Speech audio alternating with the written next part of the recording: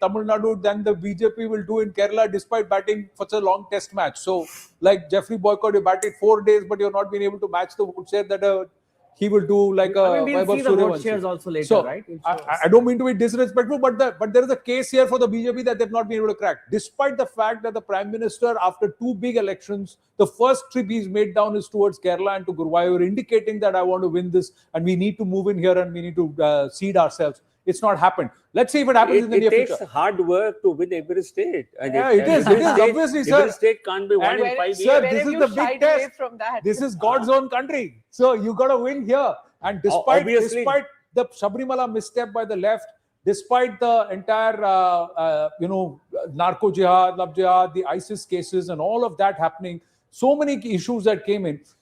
Now look at this. Again, South also, out of the 39 seats, 19 seats to the left, 18 seats to the Congress, the UDF, and about 2 seats, 0 to 2 seats. So this is where they can break into the assembly and break account. This is the chance. This is where they have a chance in Thiruvananthapuram and 1 or 2 of the other seats here in South Kerala that the NDA can make inroad. They may pinch in vote share, and that may harm the left. And perhaps that's why the UDF may gain more seats. But overall, seat shares are not enough. So if you look at it, it's the UDF comfortably forming government here again, 30 and 27, 57, and again 18. So that's how they get into a position where they seem to be able to get past the halfway mark. That's what the UDF seems to be able to do. So Rahul Gandhi will be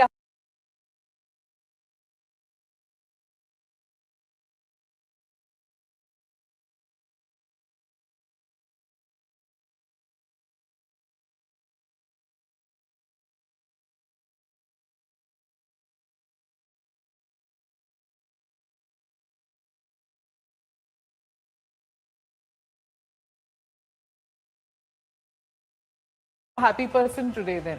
Across the state, that's the only poster which is visible, gives an impression to the voters that this is the same person who will continue for the next 5 years if the left front comes to power. So there is the significant governance fatigue.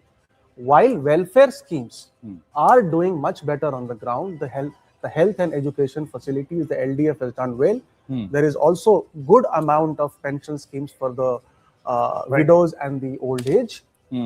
But there is a governance fatigue, and that is what is helping the Congress. If there was any other party, they might have won 90 to 100. Let's bring in MA Baby. The overall seat count also we can put out. The overall seats are also out 75 there. For the UDF. Yes, 75 for the UDF. Let's go straight across to Mr. MA Baby. Mr. Baby, thank you very much for joining us. This is Rahul Shivshankar. It's as of now that while it's been a close contest, the LDF might be slightly behind, might not quite retain power. Mr. Baby, your first reactions. You see, you are now making this observation on the basis of various exit polls. In our party, we too have a process of exit poll. That is the report our booth agents give to our local level party leaders, LDF leaders. On the basis of that assessment, after the polling having been completed, we have an assessment after the election voting process having completed. Yes. According to that assessment, we are sure about having a majority from 75 to 85 seats. This is our assessment. Okay, Smita Prakash. Would you still hold that the BJP doesn't need to win seats in Kerala, that they are helping the LDF, that the BJP is the B team of the LDF? Is that still valid now that the voting is over, everything is done? That allegation is a tissue of lies or a naked fabrication. LDF can never have anything to do with BJP. On the contrary, In Kerala, in Thrissur, there is a panchayat where Congress and BJP are sharing panchayat leadership as president and vice president. In Ernakulam district also, an NDA partner and Congress are sharing presidentship and vice presidentship in a panchayat. I don't want to go into the history, how they had common candidates for BJP, Congress and Muslim League in 1991. You senior journalists would understand. Mr. K.P. Unnikrishnan, who was the LDF candidate in 1991 Vadagara parliament seat, he was opposed by a common candidate of BJP, Congress and Muslim League. That understanding still continues. But let's Mr. run M.A. everything. Namaskaram. This is Anand Post to Narasimhan jo bhi here. lagane, dusre This channel time around, many believe that the LDF also faced a lot of factionalism, a lot of internal rebellion, and certain pockets which are strong pockets for the LDF. There seems to be an erosion of support. And of course, there is anti-incumbency. The trend largely says you may come close, but you will fall short of the majority number. How is it that you are confident that you will perhaps be very, very clear, 5 to 7 seats clear of the majority or the halfway number? You see, the observation you made that there is some element of factionalism within our party, that is not true. It is true that few people who used to be in our party or LDF, they, due to local problems and their own ambition to be in the parliamentary fray, they walked out of the party making allegations, and UDF, due to their own calculation, they thought that those who have walked out of LDF and CPM may be fielded as candidate. Right. This is not going to affect CPIM or LDF. Right. We'll see how it pans out, Mr. M.A. Baby. I've got to move on quickly. Thank you very, very much for speaking with us and joining us this evening. We wish both sides all the best. Just getting a quick confirmation, viewers, of the final numbers, how they will settle down. Now, this is what the CNN News 18 Vote Vibe exit poll projections tell us, that 70 to 80 seats could go to the UDF, 58 to 68 seats could go to the LDF, 0 to 4 seats overall is a possibility that the BJP can do. And then the others will largely take nothing. But this will be also tell a two-horse race. Anand, some big news coming in. As we've said, we're also going to be giving you a poll of polls, viewers, on Kerala. We have the P-mark poll of polls. And in that, we have a situation where the UDF is getting 39% of the vote. The UDF is getting 39% of the vote, 71 to 79 seats, which is very approximate. Again, 70 to 80 seats. Exactly, which is very approximate to Vote Vibe. I'm going to check if we can get and the poll of LDF is 38%, 62 to 69. BJP is 15%, 1 to 4 seats. So it could even get 2 or 3 seats here. Others 8%, 0 to 3 seats, and that makes up 140. So that's and the Assam is also being called. And at the bottom of we're going to put screen, Assam. We're going to put Assam. So let's get Assam, and we'll get the Kerala poll of polls behind here whenever it is ready. We'll just put it on the quad and I'll go up to that. Let's quickly bring in Assam as Sumansi Raman also joins us. So Kerala going the UDF way. Let's look at, so that's the Kerala 140 seats exit poll projections. But we'll also put the poll of polls right behind here, viewers. The moment that is there, we'll draw your attention to that right behind where our guests are sitting. But here, let's quickly move on from Kerala to Assam. Let's bring in Assam, the various regions, zone-wise. We'll try and put the Assam numbers one by one. Is this going to be a runaway victory? The Assam numbers here, please. The Assam numbers here, poll of polls there. So Assam numbers, if you can call it here. The Barak region, 13 seats, 7 to 9 seats to the BJP. Congress Plus is about 4 to 6 seats, others 0. Is it perhaps in the same direction that the rest of the regions will flow? Let's see. It's a test of Himanta Biswa Sarma's leadership. Let's look at the next region also quickly. This is North Assam, 15 seats. So out of the first 28 seats from the overall assembly strength of 126, the BJP is clearly taking more of the seats compared to Congress. It's actually literally sweeping North Assam. It's also sweeping Central Assam. The only place where the Congress is getting some inroads so far is in Barak. So Central Assam, 19 seats, again the BJP. Let's look at the rest, the Lower Assam region, 44 seats in Lower Assam. It's 29 to 31. So this is a clear home run for Himanta Biswa Sarma. He seems to be running away with this mandate, touching nearly 100 seats. Upper Assam also, again sweeping Upper Assam, 35 seats of Upper Assam, 29 to 31 seats. So overall, if you were to see a median, 8 seats out of 13 in Barak, 13 seats out of 15 in North, 14 seats out of 19 in Central, 30 seats out of 44 in Lower Assam, and again 30 seats out of 35 seats in Upper Assam. So the only two places where there's some significant inroads being made, 2 or 3 places, Lower Assam, Barak, and also Upper Assam for the Congress. Not much. That's Even not if you're much. saying significant. That's not much. And BJP first time fighting out here without allies, going solo, Yeah. sending a message out to regionals everywhere in the country that, you know, if they win, if this is the sweep that it's having, and I'll put my neck out to say that this is a sweep that Amitabh is showing us. So if this is the numbers that we are getting from Assam, that would send out a message to everybody that, you know, deal with us or cooperate with us rather than push us to the corner. So it will be something, and Himanta getting a third term will also be him playing a role in national level also. This is the first time Himanta is seeking a mandate on his own. Oh, that's what I'm saying. Yeah. First time Yeah. BJP saying no allies. BJP, Sarbananda Sonowal, and after that consolidating and holding under Himanta Biswa Sarma, getting a third term for the BJP. But Himanta Biswa Sarma also consolidates himself. Now, if on the one hand you have Assam in the hands or retained by the BJP, if the winds of change blow in Bengal, then that from a national security and a national perspective means a lot for the BJP and this double engine sarkar. But that we'll keep for another day. But yeah. Can I say that if this result holds, then there are states in India that have voted BJP for last 3 or 4 elections. Assam is moving in that direction because now is the third time, right? Then also the northeastern states, right? The several of the northeastern states where the regionals have played an important role.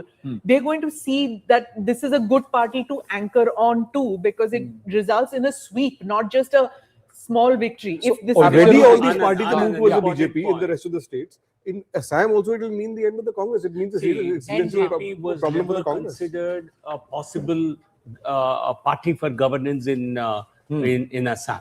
So that state we won, and we won a repeat election, a third election. Correct. Haryana was considered a no-go state for the BJP in 2014. We were below 2 seats or 2% votes. And there we again won a third mandate. Maharashtra was never considered a state where BJP can be the party in the lead.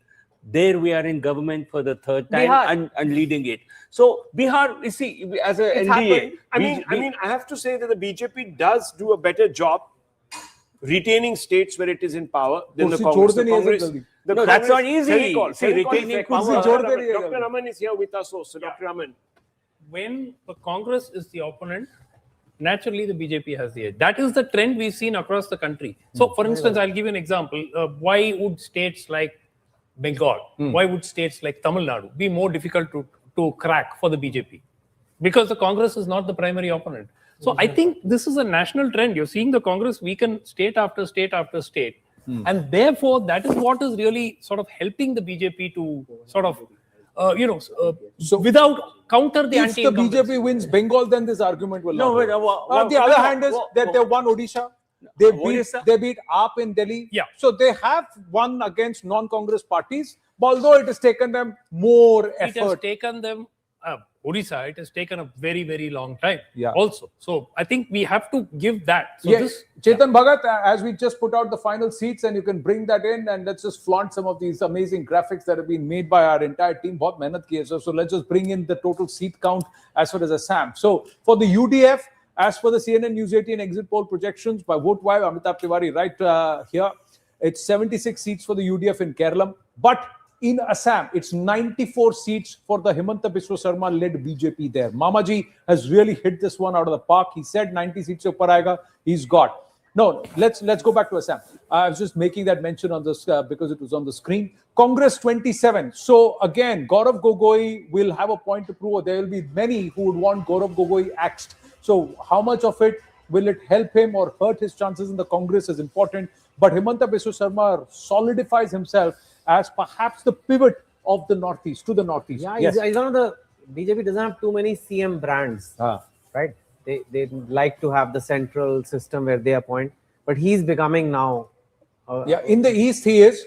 In the north we have Yogi. In the west we have Devendra Fadnavis. And you do need a Now, few. yeah. You do need a few. And I think the BJP needed to win this one. There's a 4, if you leave Puducherry out for a bit, these are not places where BJP normally wins, the other states. So it could have been a 4-0 would have totally revived the opposition. They would have set the whole national narrative that dekho sab down ja raha hai, abhi it's all changing. So Assam, definitely they needed to win. And they need to win one more, and that's a net BJP gain. In this, normally you would say BJP needs to win all 4. That's not, nobody expects that. But if out of 4, it's a 2-2. 2-2 भी नहीं, अगर Tamil Nadu ADMK खींच लिया, then BJP will say हम जीत गए भैया. हाँ, correct. और- No, that और- counts. और That बंगाल- counts. बंगाल जीत गया तो बोला, हम Anybody तो the और जीत BJP गए is aligned with, any NDA BJP alignment, if the BJP gets a 2-2, these are not elections which are BJP stronghold elections. दे भैया असम का टोटल थोड़ा और वापस लाइए, पास लाइए, अमिताभ भैया को दिखाइए थी. आइए bring it down closer. Can we just have a look at this graphic, please? Come closer, show the numbers. Amitabh Tiwari saying हम इतना मेहनत किए हैं वोट करने में, एग्जिट पोल करने में, आप नंबर पूरा नहीं दिखा रहे हैं बढ़िया से. Let's show it to our viewers also. Get close. There you go. That's the overall projection. 90 to 100 seats is the range. 95 seats is the median. 94 seats is what we are putting on our screens. 27 seats is for the UDF and the Congress, and it is on the screens, viewers. At the bottom you're seeing the numbers, to the side you're seeing the numbers, and at the top you're seeing the numbers. They'll keep rotating for each state, But and you'll Gaurav- get the range and also the But I median. can tell you, Gaurav Gogoi is what you were pointing out. His future is at stake now because he was seen as this Delhi-based leader, and then you saw several exits that happened from there, and then he just did not have an answer to the highly polarized campaign that Himanta ran. He just did not fight back enough. Tried a lot, but Himanta always was on that attack mode, to which Gaurav was always on this defensive. And and it's let's just not a also forget, personality that's based. a very good point. Let's also forget that Gaurav Gogoi has enjoyed a profile at the national level.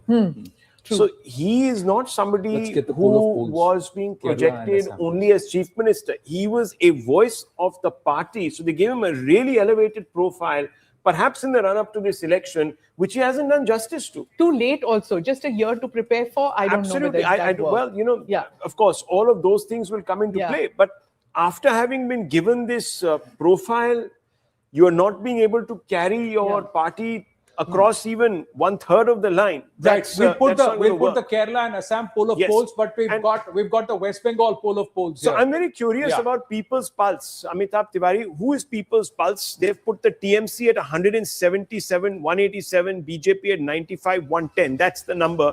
Now, this is clearly not phase one. Now, all the others are giving the BJP the Yes, but the Amit Shah government. had put this. He had proclaimed that in phase one, the BJP would get 110. So, first of all, what are the antecedents of People's Pulse? Of course, we don't know the sample size either. ये बताइए इनका vibe क्या है? You see, I think सबसे पहले तो राहुल जी कि हम लोग पोलस्टर्स के नाम और ये लिख डालते हैं. We need to check the background. Who is the promoter? Who is the face? Where is the website, etc. I'm not saying People's Pulse. I'm saying generally for any polling agency. Whoever is doing the polling is actually under polling the phase 2 because phase 2 polling is still going on. JVC is a friend. I mean, many people are friends. JVC, also. JVC, we of course Correct. all know. He's also a pundit, but he's sort of, it's very Too much close in to the call. balance there. It's Too too close close to to call. Too He's close to hedging. call. ये भी जीत सकता है, ये भी जीत सकता है. And- Shokanto Majumdar is with and- us on the phone line, is joining us now. Shokanto ji, namaste. This is Anand Narasimhan here.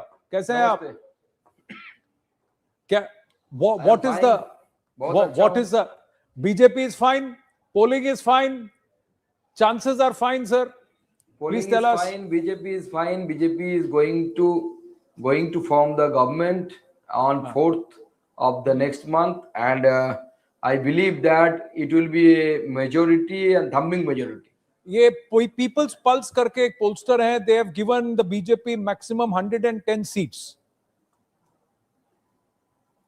And they're giving 187 seats to there are several Trinamool. channels. They are showing that BJP is also forming the government. I don't believe in this exit poll and all these things. Okay, but there are several exit polls. They are showing that BJP will win 161. Highest seats they have given to BJP. But the thing is that I would like to say that, as mentioned by the Honorable Home Minister Amit Shah ji, we will win 170 seat at least. You're confident. See, interestingly, let's ask- Shukantoji, the let's ask- Palodi market in the Satta Bazar, I shouldn't say it, they also said 170 seats. There's only one pollster who's saying you will get 170 seats here. That is Poll Diary so far. हमने हमारा poll अभी तक डाला नहीं है, sir. I'm just telling you. But why are you so confident? And then Rahul, yeah, sir. There are several there are several things that happen in last 15 years of the rule. The kind of anti-incumbency that has been accumulated in favor of TMC government is really unique, and it is quite similar to the anti-incumbency that was there with the CPM government after the rule of 34 years. Then the SIR created a almost flawless voter list in which in West Bengal 24 lakhs dead voters' names have been deleted, and most of the vote of these people, actually TMC is habituated of casting the votes of these dead voters by their own karyakartas, own worker. And not only so, the third thing I would like to mention, this time no fake voting, no booth jamming, no source jamming happened due Of course, to the kudos role to of the Election Commission, Mr. Majumdar. I just want to ask you Yes. this. Talk about 2 or 3 regions where you're going to outperform yourself, because in this particular phase 2, you have not got, even at the highest point in 2019 Lok Sabha, if that was projected onto an assembly map, you only had about 34, 35, 37 seats. Okay, 37 seats. So how are you, if you're going to end up with 170, 180, how are you going to pick up at least 60 or 70 seats? You're going to double your numbers. From where is this coming?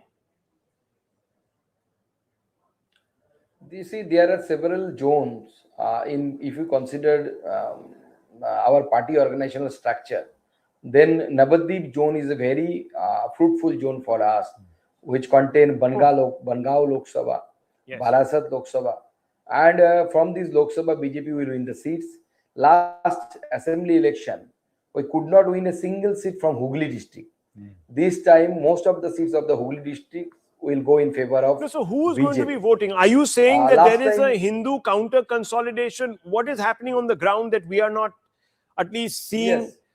At least a large number of these pollsters are also not seeing. They are not giving you those big numbers that you are talking about. And you can see those numbers at the bottom of our screens. You're not getting that explosive, definitive majority.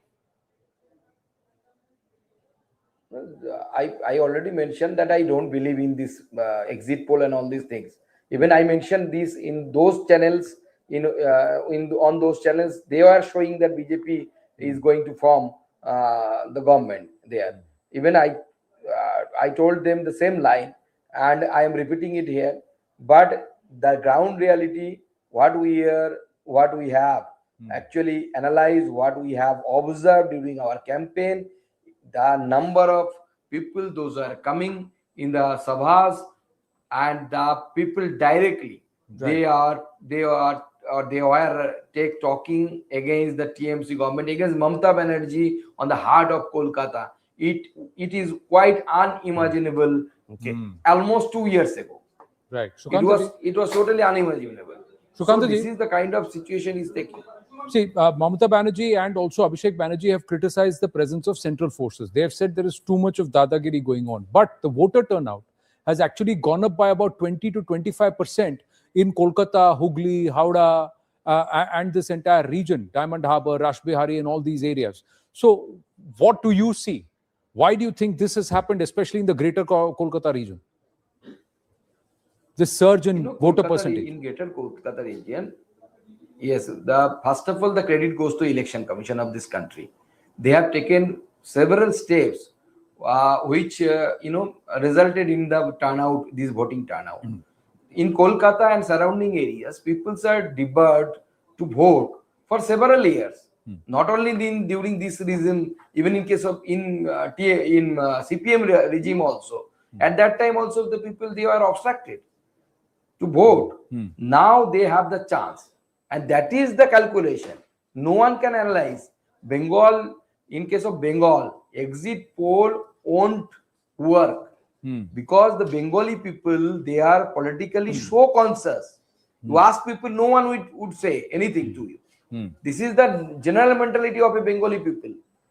They won't say anything. If they will say that give you the wrong message. Okay, well, And they will, as they Sukanta-ji, could not cast their vote in previous election, this time they got the chance. So Okay. according to your logic, Let's- to whom let's- they should cast your vote? let's assume for a moment, because obviously we have to keep the suspense going. Here at CNN News 18, the Vote Vibe survey projections will come out at 8 o'clock for phase 1.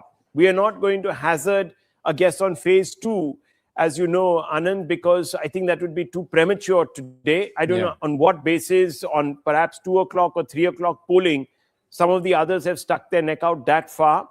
But this is, No, these phase are 1 all, and these 2, are but they have taken phase certain- 2 only till 3 p.m. 3 Voter p.m. turnout till So 3 it's p.m. not as if, or maybe even 2 p.m. because, voting is still going on. So I don't understand how maybe it's a first cut or whatever it is, how it can suddenly have become so sort of apparent to them, because there's a significant number of voters who have turned up. I mean, there's going to be a 93, 94%. So these guys have really jumped the gun. But thank you, Mr. Majumdar. Except We will- 78%, Rahul. If it Yes. is 93%, imagine that's Thank you. about Thank you very much. Thank you. Thank you. Thank you. All the best, Sukantaji. All the best. So 2 o'clock, let's assume it's 2 o'clock, the cutoff for these numbers. At 2 o'clock, Anand, do you remember what Yeah, the polling yeah, percentage was? yeah. It was hovering around the 60%. So,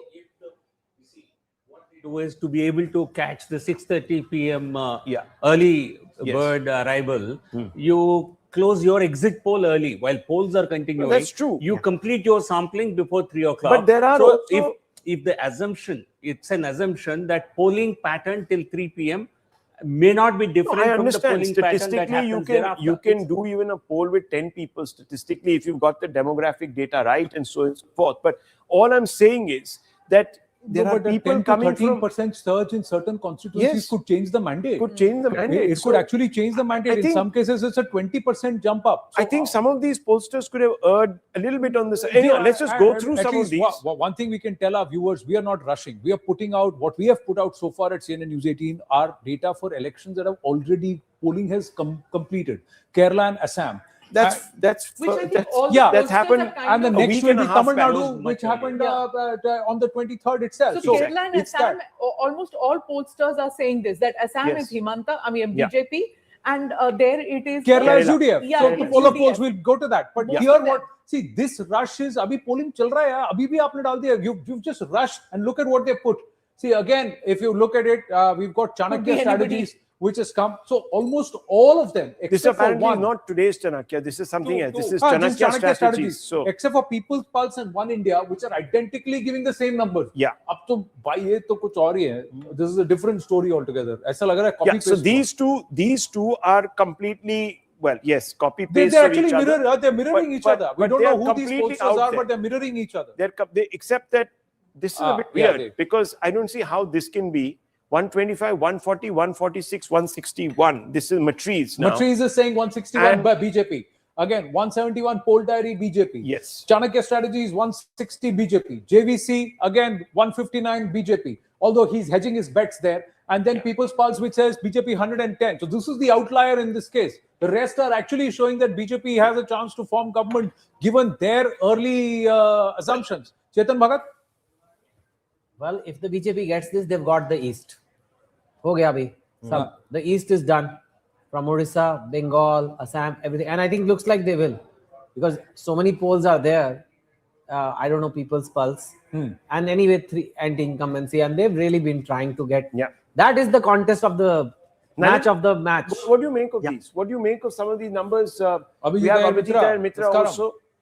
So for me, the situation really is that in spite of all this wave that we're hearing about, 90% plus polling at the end of the day, you're still not seeing the numbers add up very decisively for the BJP. You would have expected, given all the narrative that's been going on, I would have expected very significantly more numbers. And yet what has been happening instead is that you basically have everything within, every pollster is saying that the highest number Can of we the just TMC stay with the Bengal numbers? We've not yet come to Tamil Nadu yet.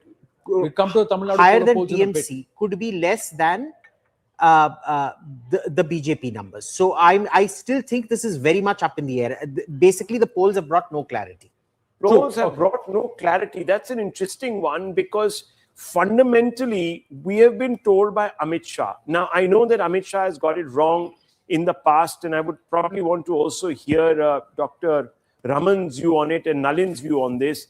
I remember in the past, Amit Shah has talked about 150. He's talked about a simple majority in the past and got it wrong. Specifically in the last election, 150 became 77. I mean, it's not as if the BJP is going to always get it right. Even when it came to the 2024 Lok Sabha elections, they were hopelessly off mark. 400, 400 par, ended up with 40 less than where they were supposed to even be to come to power on their own. So, Sumansi Raman, what do you see, Dr. Raman? What do you see in these numbers? After these, we'll move to Tamil Nadu because we're on the clock. I think there's one issue that I'm trying to recall if there have been instances. Look, this is a polarized election. This is not a run-of-the-mill election. It is a fairly polarized, and it's a bipolar. There are only two players in the fray. So has it happened earlier? Bengal held firm with Congress for 30 years. Then it held firm with CPM for 34 years. Now Mamata Banerjee has been there only 15 years. So are we saying that they have tired to the extent that a 211, 213 kind of a mandate for Mamata Banerjee will be completely overturned in 5 years?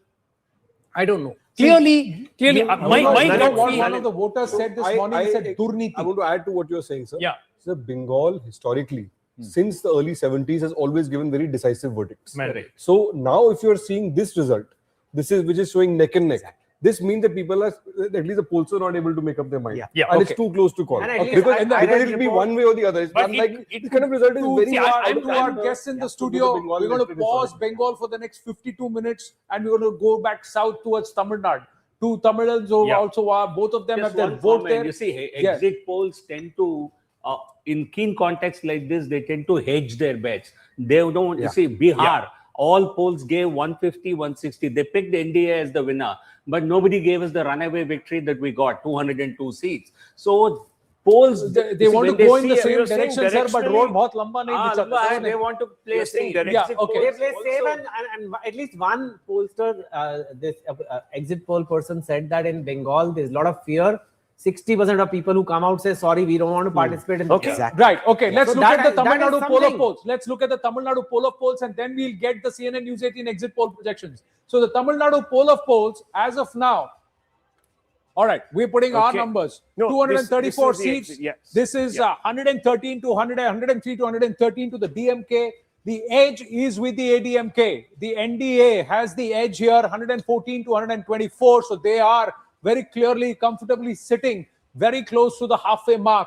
Vijay and the TVK is 4 to 10 seats, but they will poll in significant vote share. That's what it looks like. And that too in certain pockets, which clearly has come across to hurt the DMK. That's what the overall projection. Do we have the vote share? Let's pull out the vote share for this. We check if the Tamil Nadu vote share is out region. and also the zone-wise numbers. But the fact that TVK is getting 4 to 10%, and we have a close margin like this, I think this is a gap of about 1% between the AIADMK 1.5% between these two. These two. So, but he gets about nearly about 18 to 20% of the votes. 18 to 20%. He has to get 4 to 10. So that is what the Vote Vibe survey at one time, when we were doing sort of back of the envelope calculations, we were suggesting a 1%. Yes. Move away and about a 20% vote share for TVK You remember would the damage number the was DMK. 118 at 1%. 118. It's exactly that. It's exactly that. Now look at the vote share.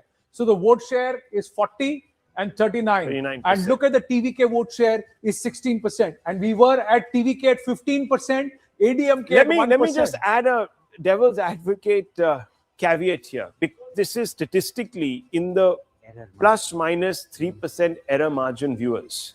You could have in very close contests something flipping. So this is now an election where, I'm sorry to say, but at least as far as Vote Vibe is concerned, this could be an open election. Let's put it like that. One, it's an open, but I'll put another caveat here. The caveat here is that the TVK 16% is an overall state aggregate across 234 seats. But it's possible that in certain belts, like the KTCC belt, Chennai, Chengalpet, Tiruvallur, Kanjipuram, and also in south towards Kanyakumari and there, he may poll more than 35 to 40% votes.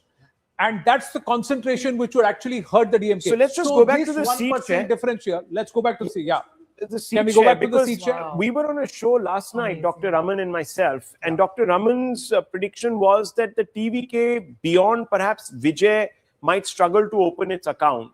Here it looks like seats. So this is I'm still holding on to that. I find it mind-boggling that he could potentially win 10 seats, because I can't think of the 10 seats that he could win. correct. So the 10 seats will happen. Why? I'll tell you why. Because if he's pinched bulk of the vote share, that 15% is from the DMK, then the pooling of votes in certain seats could be so strong, especially in the Chennai region, that he may open his account there.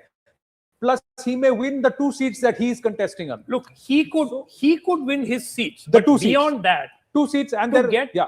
Look, the point is Chennai is a DMK fortress. So to challenge and overturn, There's these are all one seat seats in the which south. There's DMK one seat, wins by one or two margins of seats in the 40K south. and all. So 1 or 2 seats in the south where there is also Sengotian. So Sengotian's region, in that place there could be. But there one could be a 10. point I want to draw your So attention that's why to, 4 Anand, to 10 seats. in the poll of polls, this seems to be the only poll which is giving the AIADMK the edge. Yes, we've just got the poll of polls. The poll of polls largely what they are saying. PMark has said 125 to 145 seats for the DMK. People's Pulse is also mirroring PMark. Matriz is saying 122 to 132. People's Insight is saying 120 to 140. And Praja Poll is actually saying 148 to 168. Those because numbers their for the assumption- TVK are absurd. Then how Anand. did the poll of polls Sorry. say the No, their assumption. Yeah. Anand, I'm those sorry, the numbers TVK are is bizarre. highly In the overrated. poll of I'm polls. sorry. I'm sorry. Correct. Anand, those are Correct. bizarre. Correct. Now, if people were to understand Tamil Nadu and do a deep dive, these projections of seats for the TVK at the cost of the ADMK. Anand, while look at the giving- others. Look at the others. Who are the others? And who are For these God's others? sake, We don't know. others Why? are going to get zero. Why? Because Write it down. the DMK itself, this And DMK TVK plus is 30 an to alliance 40? of 16 parties. This is an alliance of Anand, 13 I've got to parties, say- 12 parties. Anand- So there's no others left. There's no others left. Anand, I've got to say, I'm amazed at the TVK numbers in the non-vote vibe one. 30 to 40. 30 to 40 No seats, chance. No way. 16, 20 seats. Anand, At least I that means think- getting 30% vote share. That Anand, is I think impossible. around the table we can agree that Yeah. the TVK is not getting. Let me 30 to 40 explain. votes. हाँ, मतलब What is happening with TVK, and I've been extensively through the state. TVK is taking votes in Chennai and around Chennai. Correct. They're taking votes in Coimbatore. They're taking votes in Trichy. They're taking votes in certain other Urban pockets areas, of yeah. smaller towns. Yeah. The moment you go into the villages or the rural constituencies, the TVK's vote share drops to possibly even below 10. Yes. Right. Now, So I'm this just- statistic, I'm and mind walking you, out of the frame Anand, because I want to show you 150 this. are 154 are rural seats. Sir, can I add to his point on vote share? Yeah. See, Anand, if you bring up that vote share Yeah. again, See, your I- vote share is showing ADMK at 40%, right? In our Correct. poll. ADMK is at 40%. If that is the case, then ADMK last time was 33%. That's a Yes. 7% jump. Yes. Yeah. And DMK plus last time was about 37%. Right. And they are you're showing them at 39%, 38% this time. That if those numbers hold, then there is no way in hell TVK would have got so much of a vote share. The rural What it seats. shows is that there is an anti-incumbency, there is some movement towards ADMK, but it's difficult to call out the rest. So that's why people are kind of hedging the numbers. On this wall, on the big wall, I'm going to ask our team. On the big wall, can we just put our numbers, the CNN News 18 vote wipe numbers, Tamil Nadu, the poll of polls behind Rahul Shivshankar. Yeah, I was just hoping what that what could I'm be going to done. bring here, Rahul, is just quickly bring your attention to these 90 seats which are rural Tamil Nadu. Yes. 90 seats are rural Tamil Nadu where there is no presence for the TVK in terms of strong presence. And there is agrarian distress, and 90 seats is where the ADMK holds fort. Here, this is a 5% vote share differential. And if TVK polls about 8 to 10% votes here, the party that's going to be hurt is the DMK because there is an agrarian distress and there is a huge anti-incumbency against the DMK in this region. So But this you know, 90 before we seats get into doesn't- we yeah. get into the nitty-gritties, because we're going to break down Yeah. the vote vibe poll projection region-wise to get Yeah. a better detailed analysis. Look, I'm finding this TVK business a little over projected. If it is indeed over projected, this can't really be the number, because if there are already in 30 to 40 seats, viewers, people willing to give TVK a vote, that means it's a big factor. And that means that the TVK can't be, this is just one of the polls. Let's go back to the poll of polls, sir. Yeah, Please, right let's go behind back you. Director Right Saab, behind to you. the It's there, poll it's of back polls. there. That's right. We were talking about that. Now, if that could be 30, 40, why can't it be 70, 80? Or even 100. So, Doctor, one this I quick can't point. understand. If people have decided that it's going to be an outsider, a Caution third it. party, then why can't it go all the way? Okay, So what's caution, happening here? caution. Yeah. The last time Tamil Nadu had a third player was in Close. 2016. 95% of exit polls got it wrong. Wrong. No, not just that. And if I can just walk across, please understand this to all our viewers and also to our guests. For this number to happen, the TVK has to poll more than 30% votes across 234 seats. Yes. That's not possible. Even a Realistically, DMDK could not yeah. do it, and Vijay Kant could not do it So despite the realistically, outpolling. NDR in his 8 to first 5 election polled 33% of the vote. Yeah, let's ask the JIP cam to come closer. And why don't you also, sir, the handheld cam Vijay can come in also into this wall. That's great. Now, we don't have recalcitrant VJs, but we have recalcitrant numbers, viewers. We've got a problem here. What is the problem? The problem, very clearly, one, if you're giving these kind of seats, and we've pulled it out on Numerics very clearly, that the TVK has to poll more than 25 to 30% votes across 234 seats for them to have managed these kind of seat conversions. It's not going to happen because the DMK and the ADMK plus and their allies, only 1.5 to 2% vote share actually separates them across seats. And their strength in the rural areas, the TVK cannot match. So what's possible is this, and to a certain extent, perhaps this. Well, look, I mean, these are the two maximum possibilities not that be- can happen let's in terms not of be- seat share gains for the TVK. What I'm saying, Anand, I'm not wanting to discount the Vijay factor. So I'm not going to say whether this is possible or not. But if this is possible, it means that at some level, you have a large number of people who've decided that they don't either want the AIADMK or the DMK. My question is why? Abhijit Iyer Mitra, would they stop half house? Would they say, "Theek hai, itna de diya, but I won't give that much more"?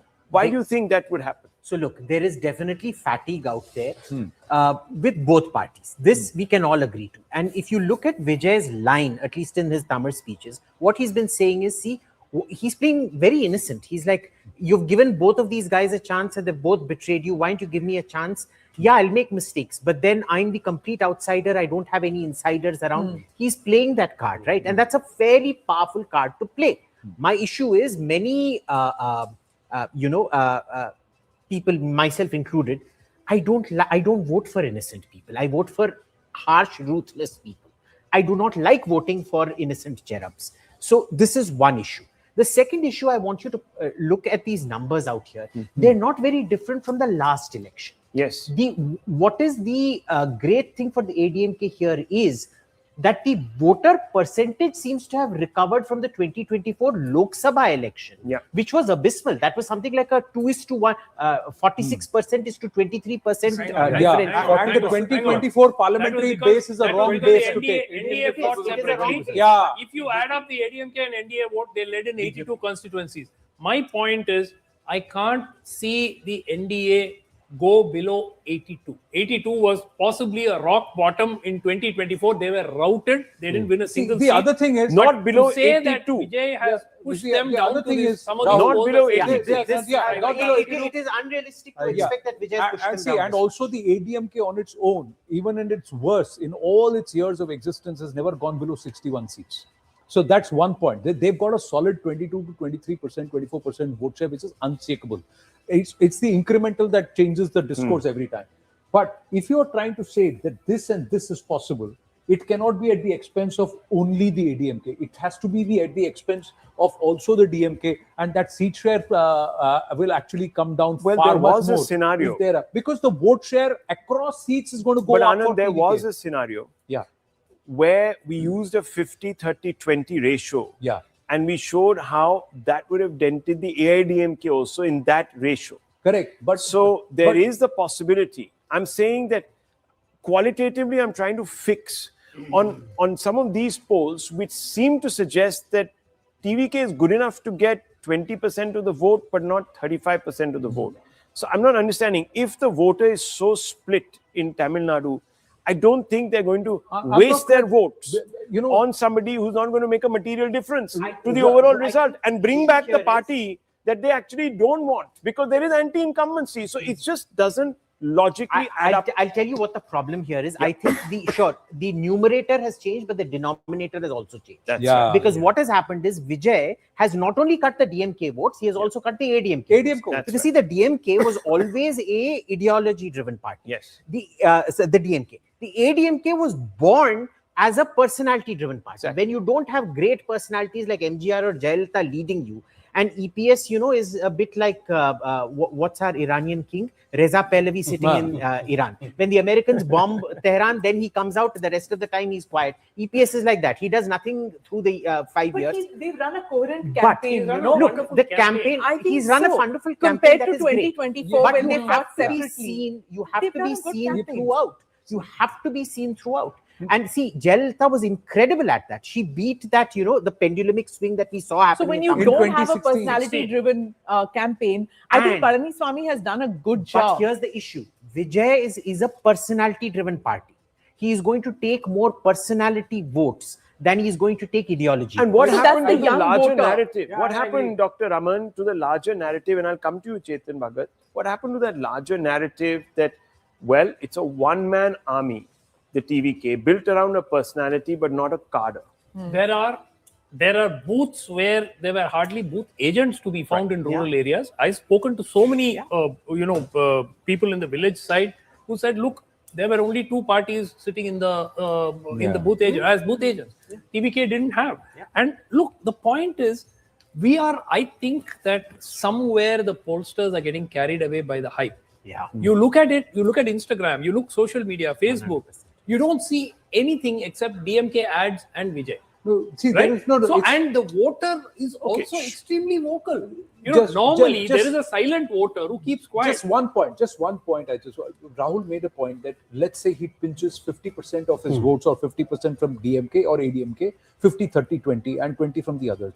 Even then, in that scenario, and Rahul, we should tell our viewers that that TVK was not pulling seats till the time they got 30% vote share. Yes, right. Across 234 seats. I- I keep saying that. See, we Let's may get- get this wrong. Okay, let's get Vivek let's say we Narayana's may get perspective. this. I'll We may qualify get this that, wrong. Anand. I'll We qualify may get that this slightly. wrong. My question is this number of seats that is being given to the TVK. No. That's what makes me question that how is- these that is pollsters one have done the issue. math. That's See- where see, there are- this may go this way. It's all right. But this seat share being given to the TVK. Anand, That's where the outside question Chennai- is No, how but they've done I'll the math. qualify that slightly. I go back to the Prajarajyam example, where Chiranjeevi with a very low vote share was able to win 18 seats. Now, that was because it was a concentrated vote limited to a few districts and so on, because his community was there. Now, when you come to Vijay, outside Chennai, there is no concentration of Vijay's vote. Maybe 6-7 So just one constituencies in second. Let me Chennai. just bring in Vivek Narayan, who is looking at this from the ground level also. So let's go straight across to Vivek Narayan. Vivek, thanks for joining us. Affiliate channel of CNN News 18, the bureau, the managing editor of All South for CNN News 18 and the TV 18 network. So Vivek, put this into perspective for us. There is a huge debate around the table here about the TVK's numbers. Either they have manifested themselves to the position of winning, or he ends up in no man's land. What is happening here? Well, it's very clear, Rahul, from the debate that we are having in our studios in Delhi, that Vijay is the X factor. And where will the X factor affect? Well, everybody knows, everybody's been saying that it's going to be between 15 and 25, 20% perhaps. But what I have seen on the ground, I do agree a lot with and respect Dr. Sumant Raman's point of view. But I did see a lot of impromptu crowd, especially young crowd, women coming for Vijay. I mean, when you ask people, I mean, this is something that you have seen only in advertising industry. When you speak with people, you do hear senior citizens also being said, they are being told by their children that Tata, Pati, when you go out to vote, Dada, Dadi, make sure you vote for Vijay. Well, when you're trying to sell a car, you don't sell it to usually children, but you pressurize, show children's images, show how children love the car. Exactly like that, you have a phenomenon in Tamil Nadu where Vijay has a huge, across the spectrum. You may not see it as much on ground. Yes, on ground also I've seen it. As Anand just rightly said, the KTCC region in and around Tamil Nadu, now that is around Chennai, 37 seats. And don't be surprised if he gets 130. I mean, he may get 4 or 5 from that. But region Vivek, itself. that's the question. Urban, You know, semi-urban region. see, He's doing very well, Anand. Vivek, KTCC 37 seats, you said, but who dominates those 37 seats? If he's going to win those seats, he's going to hurt the DMK, because the DMK has 36 out of those seats currently in terms of projections. And then the seats are being given to the DMK. They have to have seats in KTCC to get to 120. Now, that's why I'm saying, you would also agree that Vijay will have to poll a certain vote share which is above the overall state average of the DMK and the ADMK. That is, they will have to poll at least 27 to 28% vote share across seats to be able to get these many seats to their name. And if they are getting so many seats, both DMK and ADMK will suffer. It can't be that only one party will suffer. So somewhere the arithmetic seems to be, if they had given vote share to the TVK and seats to the DMK, then it makes sense. Or seats to the ADMK, it makes sense. But if you are saying that he is going to get 28 to 30% vote share plus get seats, while the DMK is not going to hurt at all and still get about 120, 125 seats, somewhere the arithmetic doesn't sit right as far as this. And where is the case that someone like a Vijay has been able to create an impact across 234 seats? DMDK could not do it. So many others who came in the past who could not do it. Now we got the region-wise on air also in Tamil Nadu. So let's just very quickly bring in Apsara Reddy also. Yeah. She's joining our broadcast. Thank you very much. And Mr. Gandhi of the DMK. Apsara Reddy, your first reaction to the vote wipe projection here, which seems to suggest that the AIADMK has actually got its neck ahead. Now, I know that the poll of polls seems to be suggesting something very different, but your reaction? Good evening, Rahul and Anand and everybody else in the studio. I think it's amazing to see the kind of number crunching that's going on across your studios and different pollsters. But I really feel I don't want to number crunch. I'm very confident that AIADMK will cross the 125 to 130 mark, because I was on the ground campaigning, and I think we're giving Vijay far too much credit in terms of the number of projected seats that he's going to win. He might dent votes of the DMK across Tamil Nadu, mostly in urban areas where the DMK is strong. But I think the rural belt is very much inclined and loyal to AIADMK. And not every voter across rural areas is declarative to pollsters. So I really feel there are a lot of silent women voters, women who are upset about the rapes, the POXO cases, agrarian distress, farmers who committed suicides, the lack of employment. So a lot of youngsters perhaps might be the anti-incumbent, youngsters who are voting for against the DMK might get distracted by Vijay in urban centers, but the rural vote of the AIADMK will stand. And I really feel AIADMK, Edappadi Palaniswamy is set to be the next chief minister. Just to react to one of your guests in the studio who said that AIADMK's leader, Edappadi Palaniswamy, is not a Jayalalitha. Of course, he's not a Jayalalitha. He's come up the hard way from a farmer's family as a booth level worker till the chief minister. But he's the only person in Tamil Nadu who has covered maximum ground in terms of campaign. Every time there's a protest, he's on the ground. And I think he's somebody who's extremely connected with the grassroots. I don't think we should go by people sitting in studios commenting on publicity standards of leaders. Stalin is a great point is, even if Apsara Reddy, we must tell our viewers that even when the Jayalalitha aspect happened and the ADMK split, the cadre and the organization stayed with Edappadi Palaniswamy. And EPS is also the only big MBC leader in the fray right now, if you were to see overall. And he has focused on organization of the party. And if you've seen the election campaigns, the two leaders who have had excellent campaigns were EPS in the political space and Vijay, obviously as a film star. But you have to also crowd. say that the EPS, the DMK also did its campaign and it's also strong. I'm not saying no, but Pura Gandhi is with us. Just bringing Pura Gandhi. Irrespective of which way the polls are showing, ADMK or the DMK, whoever wins the seats. My question to you is, do you believe this kind of seat conversion that is being shown by the pollsters for the TVK? Because that will have to dent both parties if he's got to win such number of seats. Your thoughts, Pura Gandhi? No, we don't agree with this particular seat conversion for a simple reason. In the tripartite contest, even assuming that we don't believe there is a tripartite contest, we strongly still believe that the contest is between DMK and ADMK. So Vijay is not even tested So even assuming that Vijay is going to poll, say, for example, 15 to 18%, or even in the worst case scenario, or you give the best case scenario as 23-24%. In the tripartite contest, out of 85% of the total votes polled, a winning party has to have at least 31 to 32% of the votes across the 234 seats. Correct. So Vijay getting 15% or even 18% or even 24% will not get converted to any seat. That's a fundamental issue here. If even in the Chennai suburbs, so say for example Chennai and the rural Chennai is a DMK vote. As far as Chennai is concerned, DMK always maintains a voting percentage of somewhere close to 44 to 45%. Yeah. The highest margin in Chennai. So Vijay and AIADMK also maintains a certain level of percentage, roughly 20 to 23% in Chennai. So to Vijay to win even a Chennai seat, Vijay need to get at least 35%. Correct. Much higher than in the rural. Therefore, the presumption and assumption that Vijay is 22% or 18% or 15% will get converted into seat, it's not crossing the threshold. He may get some good share, up to 15%, but he's not going to turn up with any number of seats. Even Vijay will not win in Paramur. Yeah. So GVL and so much. Let me give you a technical point. Whenever a new party comes into the electoral arena, it's difficult for pollsters to gauge what level of vote percentage they might actually poll, because all your projections are in reference to the past voting trends.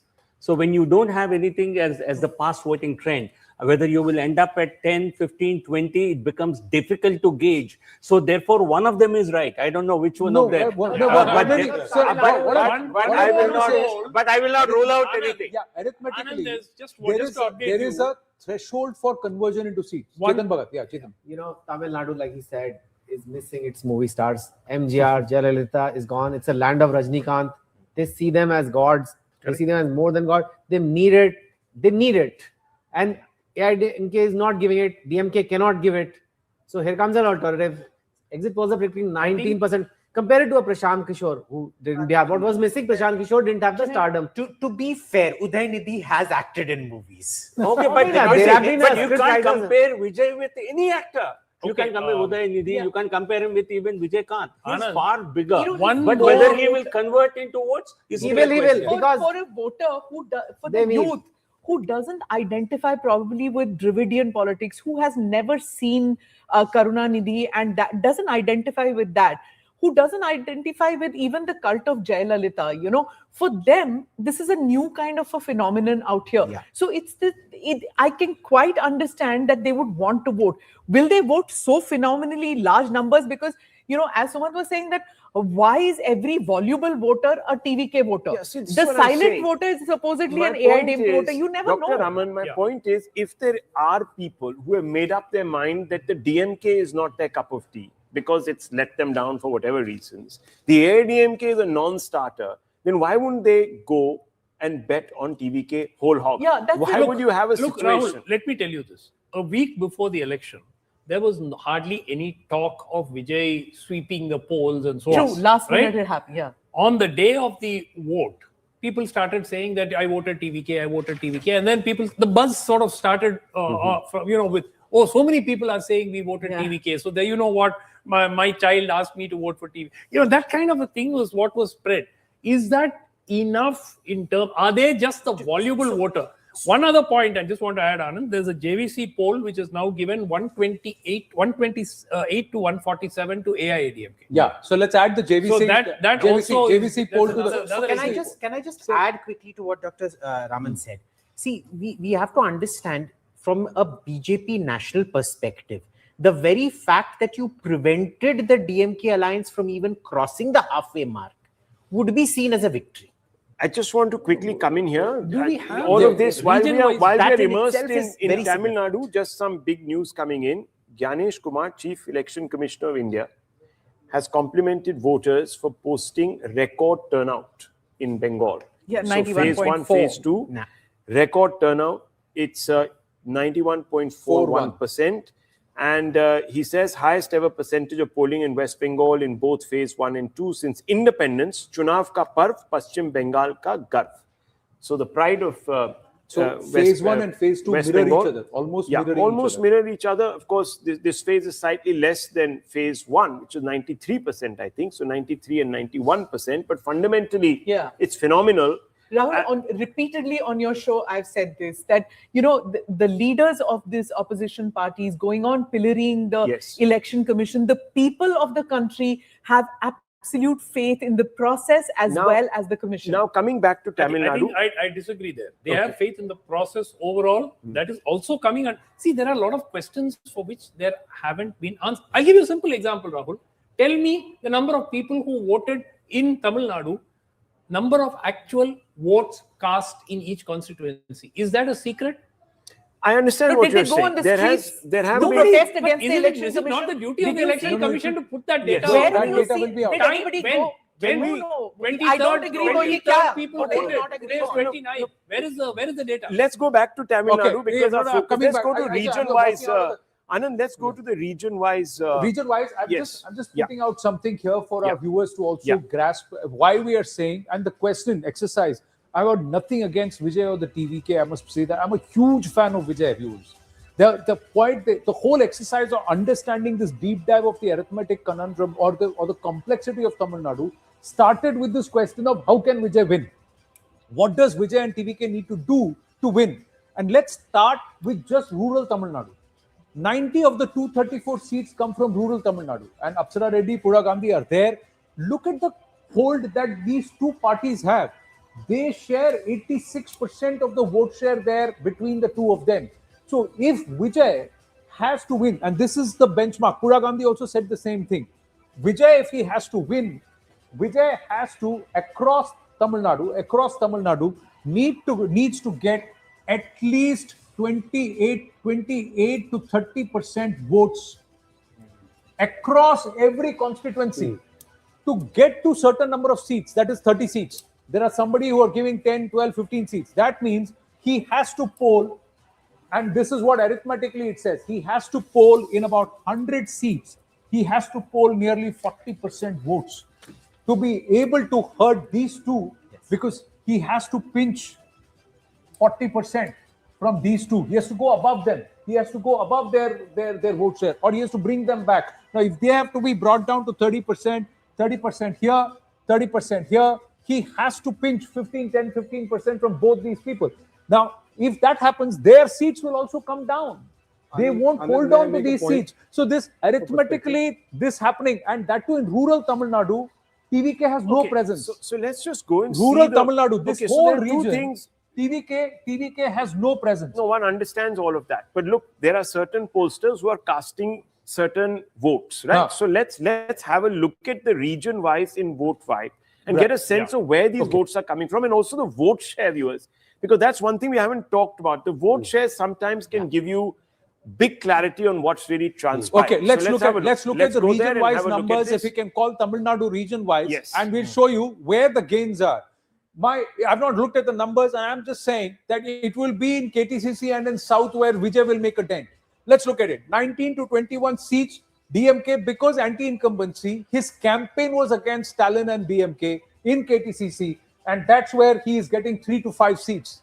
And the ADMK benefits because even a 5 to 10% vote share shift from the DMK towards TVK, and ADMK retaining its existing voter base, it goes up in terms of Last time seats. it was 36 out of 37 for the DMK. 36 out of 37 for the DMK. Look at this. It's coming down by about 15, 16 seats. The gain is for the ADMK because TVK hurts the DMK. North, 52 seats, 18 to 20 seats to the DMK. No seats for the TVK. Why? But they have pinched about 10 to 12% away from the DMK, not hurting the ADMK as much because his campaign has been against the DMK. And that's why the ADMK goes up in its seat share holding. That's the vote vibe calculation. West is again 50 seats. This is the Congo belt also comes into this West region. Again, this is supposed to be... Apparently, according to the vote shares, which we'll come to region-wise, I just want to quickly bring your attention to the fact that in KTCC, one second, TVK is picking up. In KTCC, TVK is picking up about 21% of the vote. Correct.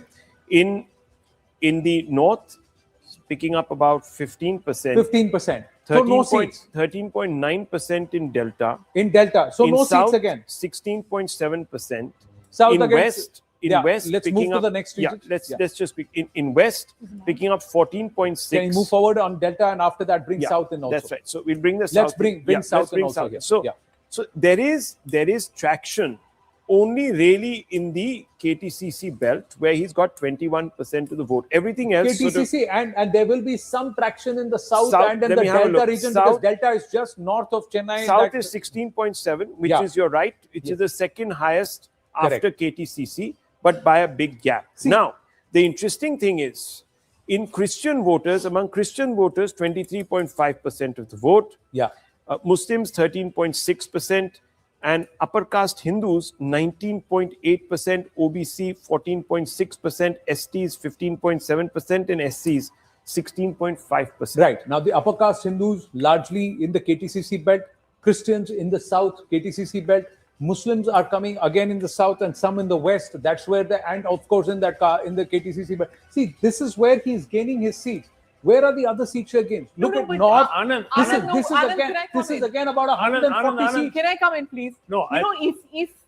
If he gets 8 to 15% of the vote share, randomly I'm talking about, if he gets 8 to 15% of the vote share, he doesn't need to win seats. He's going to make a dent on the outcome of these results. Correct, and that's why we are saying it's hurting the DMK chances because they are the ones fighting anti-incumbency. His campaign has been against Stalin. He didn't call Edappadi Palaniswamy an uncle. He called Stalin an uncle.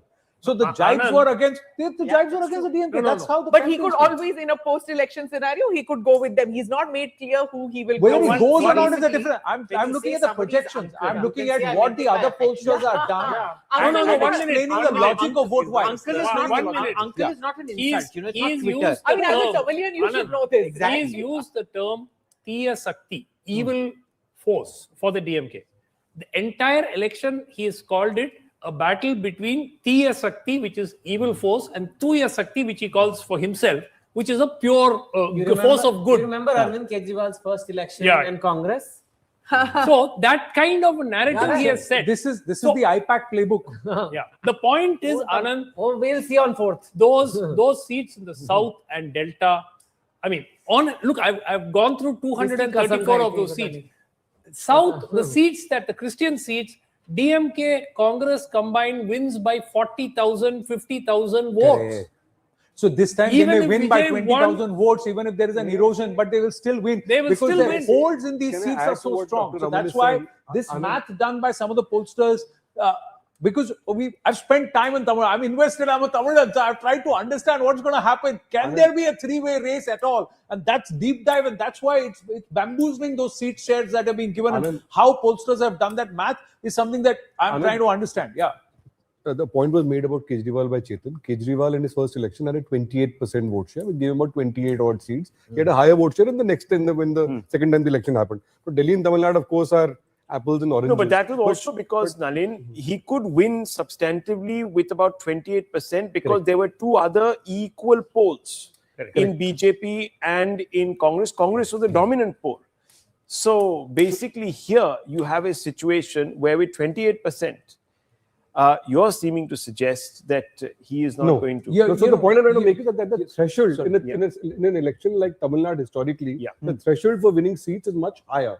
So to give you perspective, when MGR played for the first time, he won 33% of the vote and he swept the election. The threshold, to my mind, in Tamil Nadu would be somewhere between 20% plus to win significant amount of seats. At least 15%. 30% Anything below that is. We have established this at New Matrix that in Tamil Nadu the threshold is 30% vote share. No. Okay, sorry, just quickly, this is another set of numbers which I have to thank you all for and our viewers for, that we are actually zooming past in terms of the concurrent views that we are getting, especially for our election coverage. As always, the viewers staying with CNN News 18. So congratulations to all of you and thank you very, very much. You guys are the ones who are helping us do this. Thank you very much. Thank you very much. Just bringing the focus back to Dr. Raman and some of these numbers. Let's go panelist by panelist and understand this breakdown. Because if we can just look at these numbers, I want you to explain to me, how is it that TVK in KTCC, out of 37 seats, is getting 3 to 5.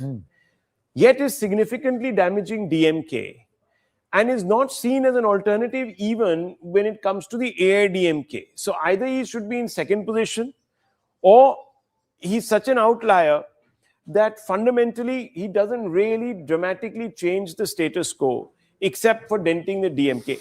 Can you please explain what is going on here? Because I'm not an expert on Tamil Nadu at all. Okay, so Chennai, by and large, last time was 16 out of 16 for DMK. They swept the election in 2021. There, many of those seats were won by massive margins, right? Which is why I find 3 to 5 a bit of a stretch. Vijay could take a lot of votes in Chennai that could all add up to his vote share. He could possibly win his seat in Perambur, maybe one more seat somewhere. But that still does not give him the muscle to get these 12, 14 or whatever number of seats across the state. Second, But, I mean, by this vote 5 poll, only 3 to 5. Here. Yeah. So And see, one- and a see, few you more. know, the, one point, Rahul, that Anand, where I disagree with you that is 3 to he 5 doesn't need is 30%. in the urban pocket of Kanchivaram, Tiruvallur, Chennai, Yes, one second. Where, One second. Yeah. One small Coming to clarification. everybody, one by one. One Yes. point, one small point. I don't agree that you need 30% to actually get seats. Yes. Let me give you the example of a party called the PMK. The PMK has an average of about 5.5% vote share across the state. This is confined to 30 seats. There is no presence in the rest of the 200 and That's odd what I'm seats. saying. So if therefore, Vijay- PMK on its own in the past used to win 5 or 6 seats, and their overall vote So share you're was proving 5 or my 6. point. But now I've got to the PM disagree You are with this. proving my point. Because- The because point see, that I'm trying to DMK make, Abhijit Iyer Mitra, is this. If he's such a big urban phenomena and he's so popular amongst the youth and a large number of women, as the vote share seems to suggest, why is he languishing at 3 to 5? Because in I'm going the to most urban ride part? off the back of Dr. Sumant Raman's example. See, PMK was very successful because it applied to one constituency, the 1 year belt, and it was getting entirely the 1 year vote. The problem with Joseph Vijay is we don't know who he is plying to. Is it the youth? Is it this? He hasn't found one niche. And therefore, it is too spread out to Rahul, be you concentrated look, in no, any you look at area. the total number of voters in Tamil Nadu, the percentage of voters who are youth. That percentage of voters, let's assume that all youth in Tamil Nadu have voted only for TVK. That base, what I'm trying to say, I'm just giving a scenario that even that is not enough for Vijay to be able to convert to seats. The other thing, when you take the case of one minute,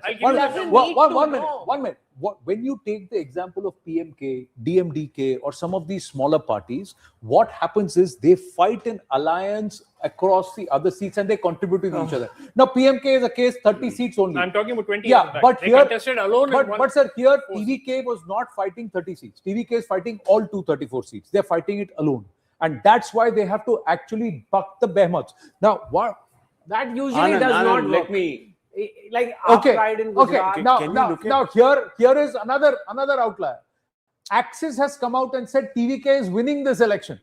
What is that? Axis has come out and said, let's look at that number. Can we put that number out somewhere? We've just got the information that Axis has come out and said here right it is. behind us. Let's have a look. There you go. Says TVK will get 98 to 120 seats. Wow. We only want to say this. Now, right? see, this is what I'm saying. If the voter has made up its mind that TVK, yes, TVK is going to be He said in the TVK running. is getting 98 Excuse to me, 120 excuse me. seats. That's 92 to exactly 100. what I'm saying.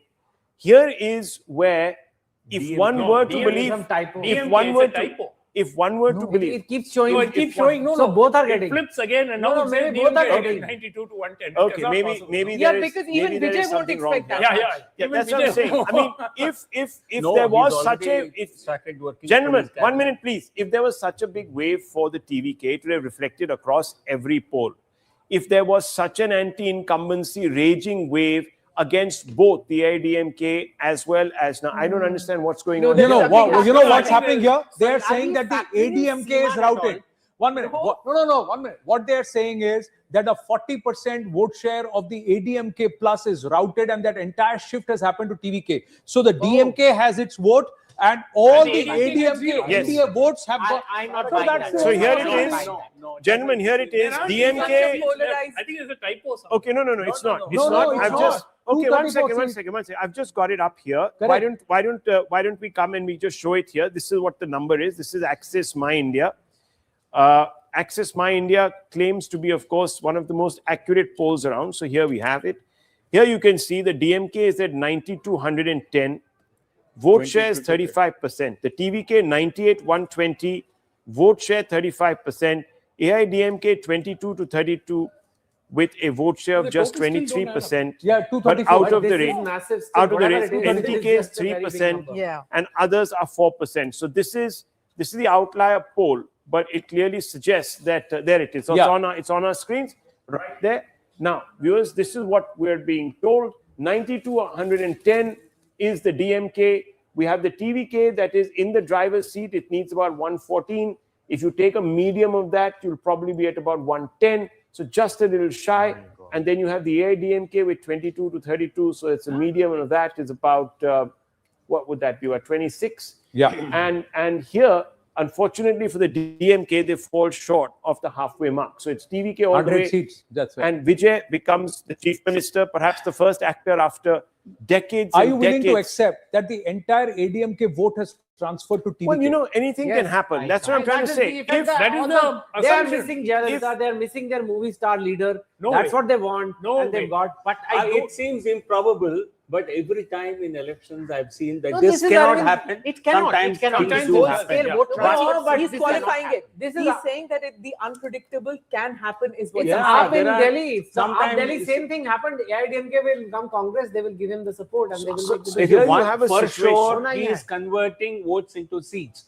To what extent he does is, I think, You believe he's Now going to you pull are only 100 saying why aren't seats? people going all You the believe way? he's gonna Well, pull they 100 So have gone all the way. that's precisely what I'm saying. In Tamil If Nadu, people have 114 decided that seats. they're going to vote for change, then obviously it's Vijay. They've tried out the other two options No. for 50, It's a 60 years. rejection of Hold on, Indian hold on, let me politics. finish. I'm What- telling you, for if 50, this is- 60 years, No, they've what I tried out. find difficult, This is, Anand, this the is only- a rejection. No. This is a rejection both. of the ADMK No, ADMK and the is also NDA. This is Dravidian. an outright. No. ADMK is also No, Dravidian. Anand, One minute. Anand, Not DMK NDA. is still at 110. What this is showing is that the NDA, those 12 parties, including PMK put together, are not going to get 32 seats. I'm saying the ADMK at its worst has been always at 61. But that and doesn't they're- matter. Look, history can repeat itself in but you're different not ways. saying Rahul, such a can view be is possible. Rahul, It might this, be. quite honestly, It might Rahul, be. this is quite frankly bizarre. It's I don't okay. think If it- even TVK people are not saying this. I'm not. But Look, agar hold one on, second, no, gentlemen. even in their They don't have blindest to say. belief, Okay, there Okay, are one second. Let's have order here, please. No. 1 second. Let's just. And this is listen. not Let the me feedback frame from this. the ground. Let me frame this for you. Okay. If the voter believes that there is a problem, that two established groupings have not done it justice, right, for all these decades, and Tamil Nadu needs fervent change, they will definitely back then the pretender to the throne, which is Vijay. They will say, okay, if that is the way it is going to be, we're going to go for Vijay. Now I want to ask you. No, that should bring the One second, DMK down. one, no? one by one. I'm not talking about who it's going to, who he's going to damage. But Mr. Iyer Mitra, then we would have seen a massive wave. And everyone would have perhaps been talking about this in the lead up. Did you see this wave? Did we see this? On the ground, I have not seen any There wave is in Tamil no Nadu. Okay, wave. there is. He told everyone that you need to wear these beige trousers and white shirt And and there come were out and in vote. some And constituencies, throughout a the limited morning, number of there people were who did nobody wear. who came out to vote. In the afternoon, sure, some of these whistle kunjas came out to vote, but throughout the morning there was absolutely nothing. There is. See, when you see this kind of a wave, this is a very visible wave. You see the trends on the ground. You're not seeing it on the ground.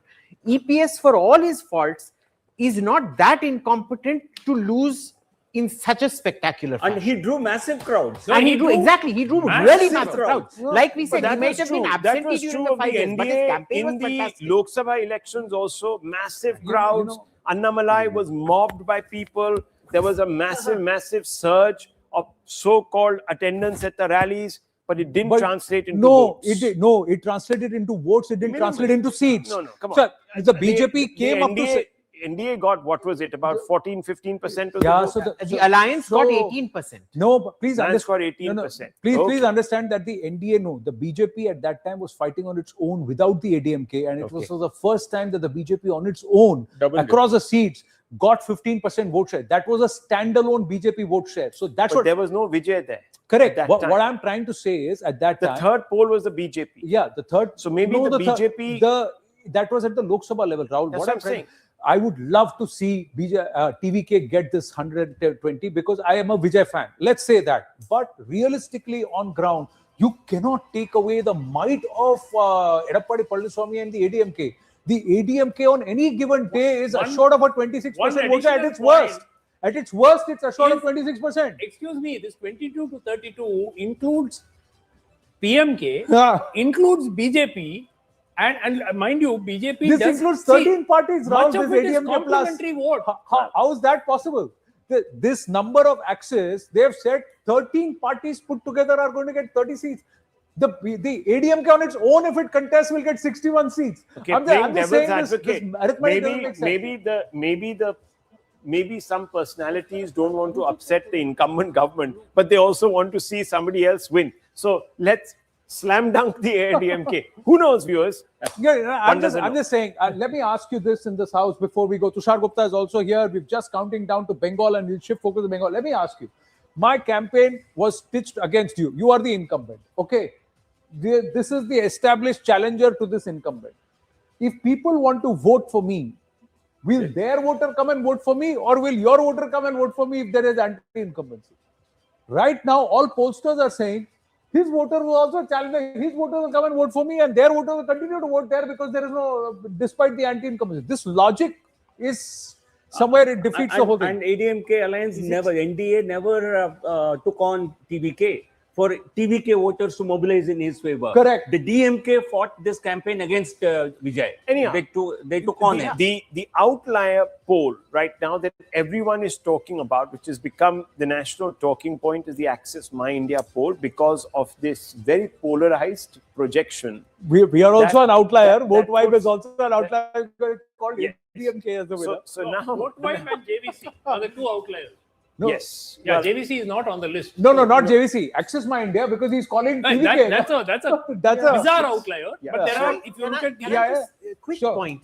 You know, this is like that line from Harry Potter that the Dark Lord will nominate his own nemesis. You know, when he puts the mark on this thing. So See, I would the want to DMK get Amitabh- focused a lot more on Can attacking we get the Amitabh TVK. Tiwari back Correct. into the So you know studio? that Yeah. they have nominated them as the opposition, possibly knowing the fact and wanting to take away from the ADMK vote. I suspect a lot of what we're seeing is that is what has happened, number one. And number two, there is this thing, given that it is personality based, it was a very smart move on part of the DMK that even if you are anti-DMK, right, anti-incumbency right now, you would not know where to vote. And therefore, you yourself would divide. Sir, vote. and there is one more. There's one more point. If they have all taken the parliamentary election of 2024 as a base, then everybody's made a mistake because they have not pooled the votes together of the BJP, the PMK, and of course the ADMK and its other allies. So that combination of the vote share has also changed, and that is something. the which, one And reason that's a- why that's a one more- strict- one that's more a point. solid So there's one complementary reason vote. why I Yeah. have a That doesn't problem. really- The only reason I have a problem with the Access My India, look, I'm not somebody who knows the caste combinations, etc., is that, look, if there's so much anti-incumbency that TVK has to fly in and become the savior, how is it that the DMK is still standing? Number one. Absolutely. And second, That doesn't matter. वही तो question So है. you're punishing. कोई question वही है, अरे anti incumbency इसके खिलाफ, campaign उसके आनंद। खिलाफ, सीट आपने एडीएमके के कम कर दी, लॉजिक में को समझ नहीं आ रहा. and the Congress, all the Congress vote, or at least a significant amount of it, would have shifted to TVK because throughout TVK said we are pally with Congress. Congress people Anand, want us. In fact, Rahul and Stalin never It's shared okay, the dais. you know. The universal talk in Tamil Nadu is that the allies of the DMK are not doing well. Correct. Okay. That They would have itself shifted is to 40 or TVK. 50 So, seats. so then and here how we are are. these seats possible? Well, I just have a feeling there should be a column change here, would have shifted to except TVK. for vote wipe. For the rest, it should be like this. Then this logic actually makes sense. If you want to make sense of what the TVK is achieving, You have to change this column. ADMK has to gain seats and DMK has to lose seats for the TVK to gain this. Because the whole structure of the campaign has been against Stalin. And the base, the voters will move, disgruntled voters, alliance, everything. So if, again, so nobody is if grudging Vijay TVK their polls seat, more but than- this then doesn't make sense. So if This Vijay polls argument- more than 10%, that means DMK cannot get these numbers. Yeah, This So there's no argument. chance. Okay, I tell you why Axis has possibly projected this. Their argument is simple. The DMK and the TVK have fought this election. All those who didn't want the DMK voted for TVK, but not enough people didn't want the DMK, so the DMK still did well. And That's- then slightly that's- If that makes any Can sense to I anybody, also it's a- point out something? The PMK. Stay. Daddy We'll stay with Tamil Ramos Nadu has because this gone is and interesting. We can campaigned go against to Assam. Bengal in just a short while. We'll get Amitabh also back. And Yeah, sir, we'll get Amitabh there back is with also, Bengal. one must also understand that Tamil Nadu is highly caste driven. Highly, extremely. Absolutely. Each zone, each region is caste driven. So the Vanyars will vote in another way. The Mukalator Tevars will vote another way. The Counters will vote another way. Well, then you will have the upper caste Brahmins who will vote and the Brahmins they will vote in another way. The scheduled caste will vote in a different way. Each and they are all grouped and pocketed into different combinations. So there's one person we've forgotten to introduce to our viewers, and that is Tushar Gupta. Tushar, I who's called him coming. in the moment he walked Tushar, what do you make of this? Think We for need your one supper more. now. We need. No, we need. I walked in and I just got lost. And Abhijit had to really knock me and just ask me to wake up because 98 to 120 to TVK, I mean, that would be a revolution of sorts in Tamil Nadu. But why are you so Cinematic skeptical? level. I mean, it Give would us, be- break it down. Don't be generic. Break it down. Give me 3 or 4 logical explanations why. Tell you me, would where's feel- the machinery? Where's the party machinery Okay. to get to 120 seats? The very basic question, where were the booth agents? आपके On the pass polling day, the machinery one- कहाँ था? इन पंजाब जीत गए ना. Punjab, रिवायती Aam party Aadmi को Party हराया was ना. the primary opposition in 2017.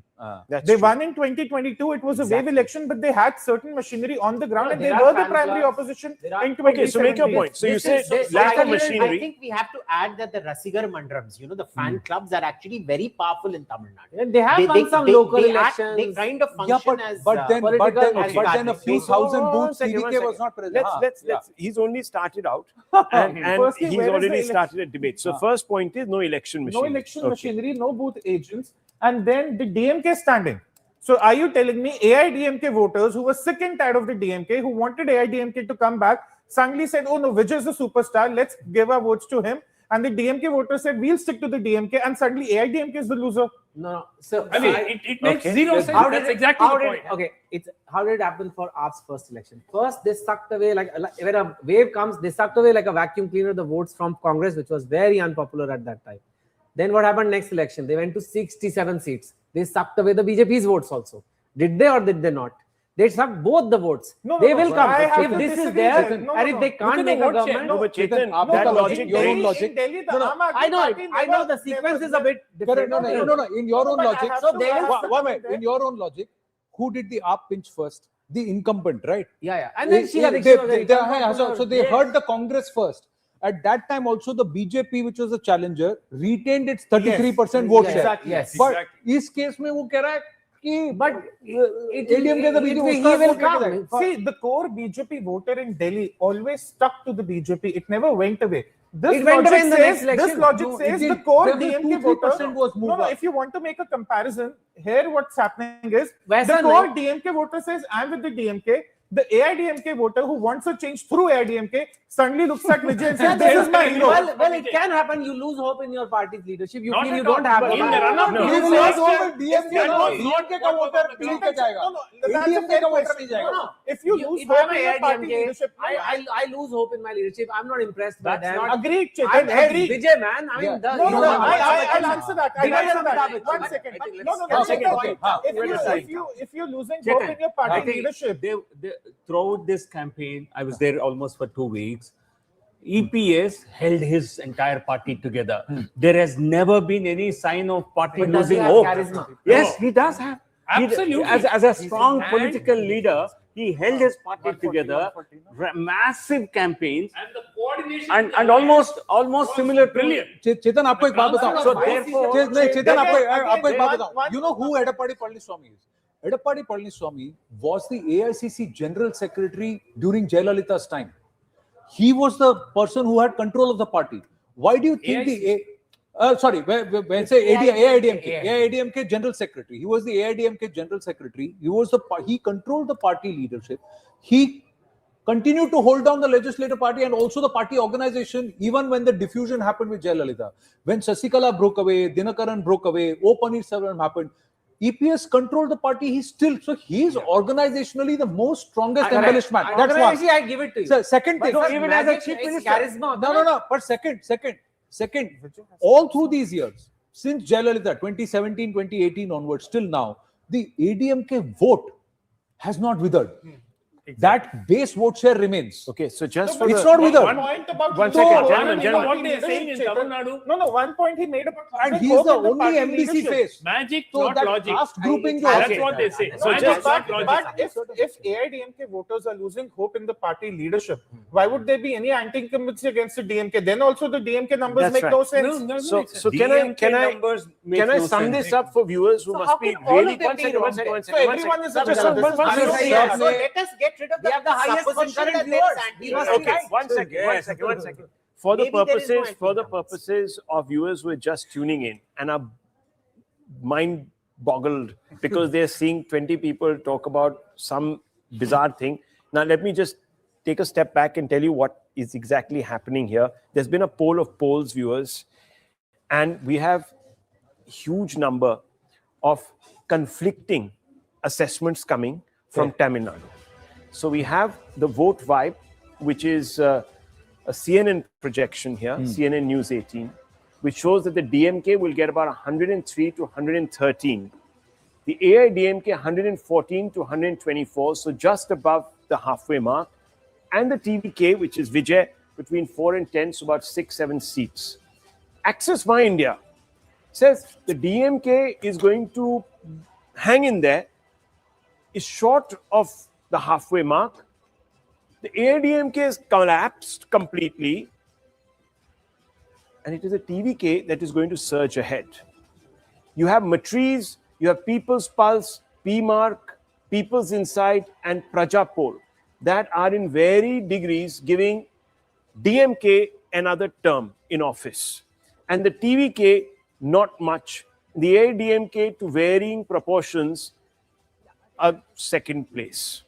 Now, viewers, it's these two polls, the Vote Vibe and the Access My India, that is striking a massive conversation around our table, because fundamentally, if one were to believe that there is anti-incumbency and it's incipient and it's deep against the ruling alliance, which is the DMK alliance, you can't have a situation where the closest competitor is blanked out, punished for no rhyme or reason. The DMK retains quite a bit of its hold, but the change runs away with it. So if there is anti-incumbency, the first party to be punished would be the DMK coalition. The AIADMK would perhaps be somewhere in the middle, and the TVK would run away with this election. Vote Vibe seems to suggest that there is enough anti-incumbency, but not to the extent that people presume. So it's not going to be so decisive, but it will be relatively clear, simple majority for the AIADMK, the challenger, because of its massive coalition alliance, caste alliance, and so on and so forth. But fundamentally, Vijay won't be a factor. So it is here, viewers, that we have two extreme polls that are really talking about two extreme outcomes. And that is a conversation we were having. Tushar Gupta doesn't agree, believes that the TVK is not such a big factor. I don't. Very quickly, why? There's no election machinery. It's just one actor, one individual. You cannot have an entire state as big as Tamil Nadu rallying behind one actor. I can understand cinematic charisma.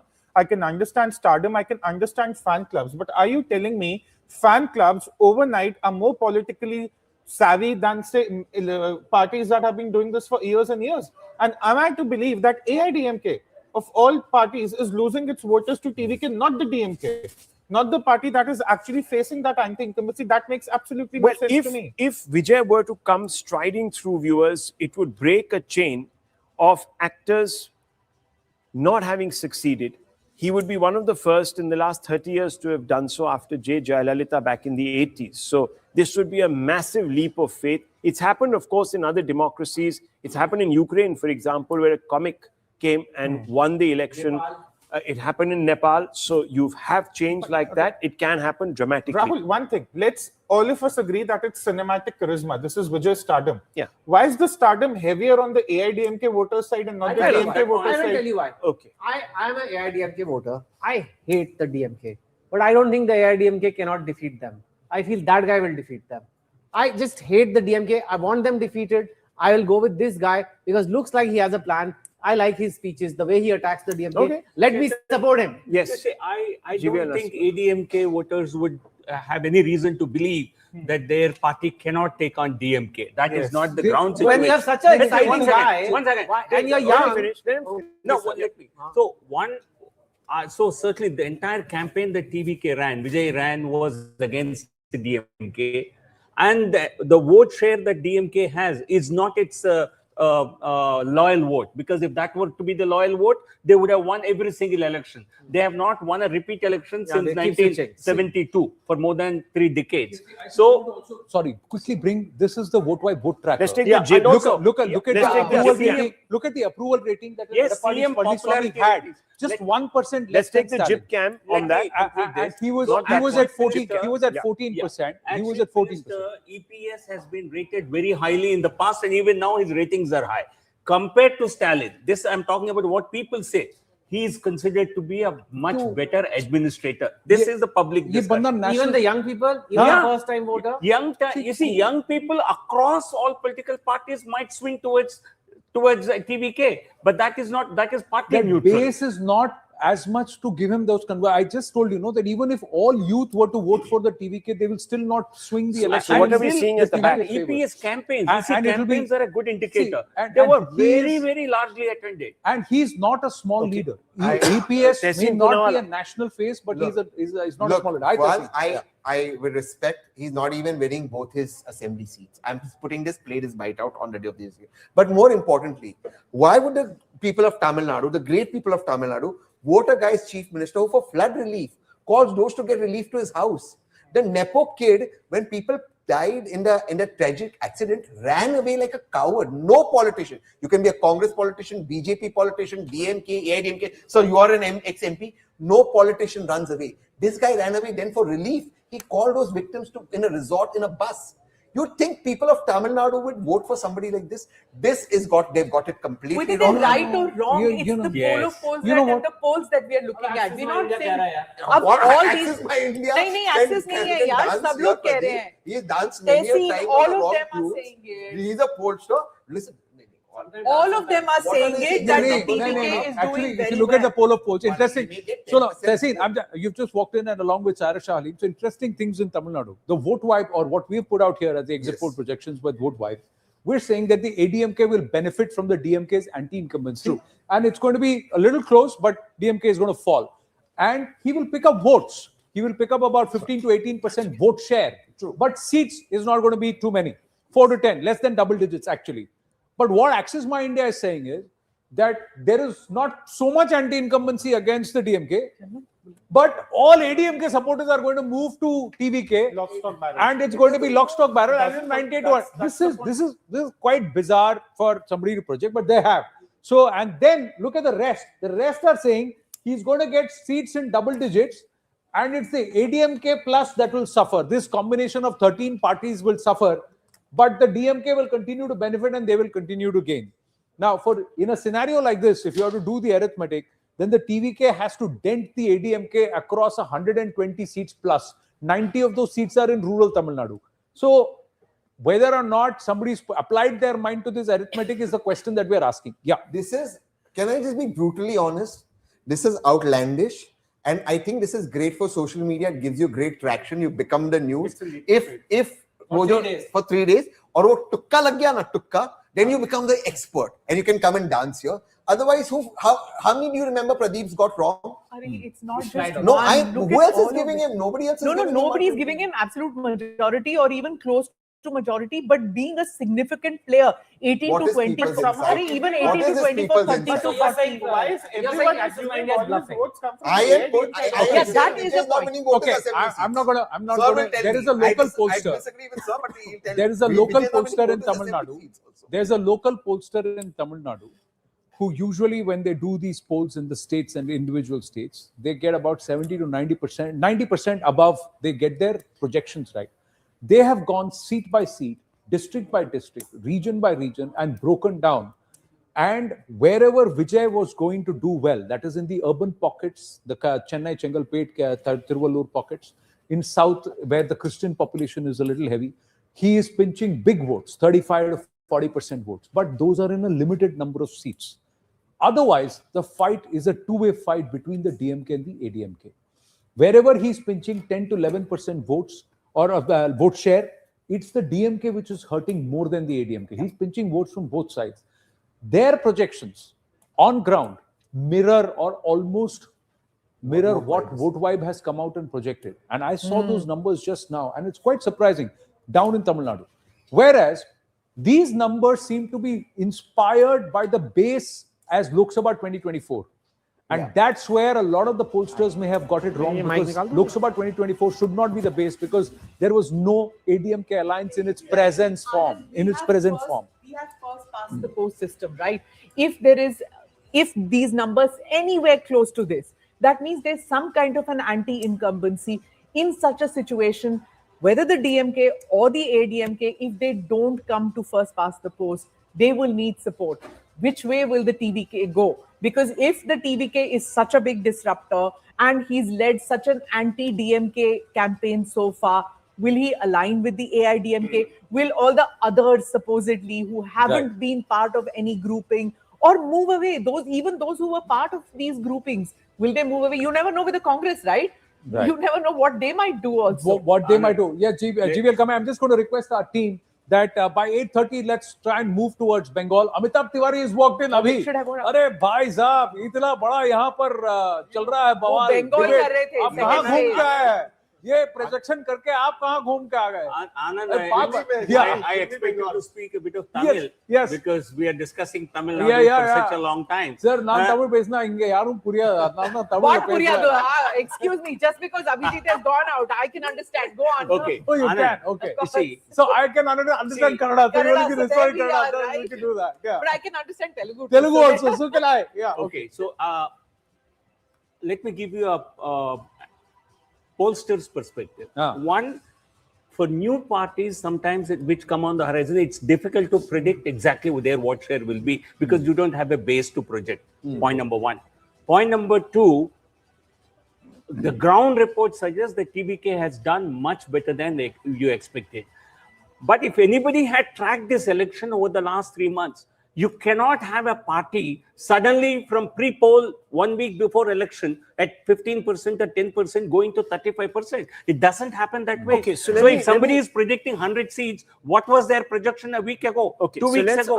Let's ask Amitabh. That's the point. Cyrus One Halim second. also. Let me- We're talking Tamil Nadu. We'll talk Bengal very soon. Just 1 second. I just want to bring in Amitabh. Amitabh, there are two polls which are the center of the conversation. One is Vote Vibe, one is Axis. Both have different, very different, absolutely different, one should say, conclusions. First, tell me, what do you think of the Axis poll? See, Pradeep Gupta ji is our guru. So, Axis poll के बारे में ऐसा कुछ नहीं बोलूँगा मैं. Poll है, उनका opinion है, हमारा opinion. One thing is very clear from all this. If you add ADMK and TVK in most of the polls, it will be largely closer to or higher than DMK's number. There is significant anti-incumbency against DMK. Now the question is whether it splits and helps the DMK, like in some of the polls like Metri's 122 to 32, it is just marginally above the halfway mark, which is 118. Or the ADMK being the poll party and a poll Dravidian party and the main opposition party takes benefit of that, which we feel is likely to be, or a newcomer takes benefit of that. Even in Axis India, if you add TVK and ADMK, in fact, Axis India is showing lesser numbers for DMK than us, which means that there is higher anti-incumbency according to them. So the state is up for grabs. No, but the point is, and this is a question that I want to ask you, because roughly speaking, the Access My India and the vote-wide projections for DMK are roughly the same. Yes. 10 seats marginally, here. yeah. So they're roughly the same. So both of you feel that there's anti-incumbency, but not enough to decimate the DMK. We're not seeing the DMK come down to where the AIADMK was in the last election. Yes. So you're saying that there is residual influence left in the DMK to hold on. So there is still welfare schemes. Where you strong differ is organization. who gets that benefit. anti-incumbency vote. Yes. Now I'm asking, if there is a vote for change and there is such a thirst for change, why is the DMK getting still the numbers that it is getting? Why isn't it being flattened out? If there is a thirst for change, shouldn't it be the DMK that punishes? And both the AIADMK and the TVK might fight it out. I think somebody was mentioning about what was the 1 week prior number, etc. We have been tracking this. Sir has been mentioned. Phase 1 DMK was ahead. Phase 2, when we did almost balance, anybody can win. Phase 3, which was April 6th, the ADMK started to gain advantage of this anti-incumbency. Between then and now, Vijay's campaign has picked up. Number 1. Number 2, this delimitation bogey has come in between. Correct. Now delimitation is an emotional issue in the south, and of all the 4 states, or rather the 2 states, West Bengal and Tamil Nadu, it has some impact over the middle and the urban class. Correct. That's number 1. Number 2 is that Vijay's campaign has picked up, and it seems that he has, if Access My India poll numbers are correct, he has sought the imagination of this anti-incumbency votes, and he is pulling through, whereas we feel that it's the ADMK which has sought this imagination of this anti-incumbent voters. Is it probable for the AIADMK and a huge number of caste-based coalition parties to completely implode before Vijay? Or their voters voting for TVK? Because that's what's happened. 1 year vote हट गया, BJP का 15% standalone vote हट गया, ADMK vote 13 party का vote. That question. So that's only possible in a scenario when the voters are rejecting both DMK and ADMK. Exactly. That's what I'm saying. So either both the DMK DMK should and be ADMK. getting 160 seats, 170 seats. It can't be that it's a tight, just a little over halfway. Okay. The polls are suggesting. Yes. Also, to add one point to it, if the delimitation was the issue, then Vijay should not get that many votes because Vijay should not get that many votes because Vijay did not attack the AIADMK as much as he attacked the DMK. So they would think that he would go in an alliance with the BJP. So one important issue. See, TVK as a major factor was not visible even on the ground until 4 days ago. Yeah. If any of these numbers, 30 plus seats, were to be evident, this would be a new phenomenon in elections.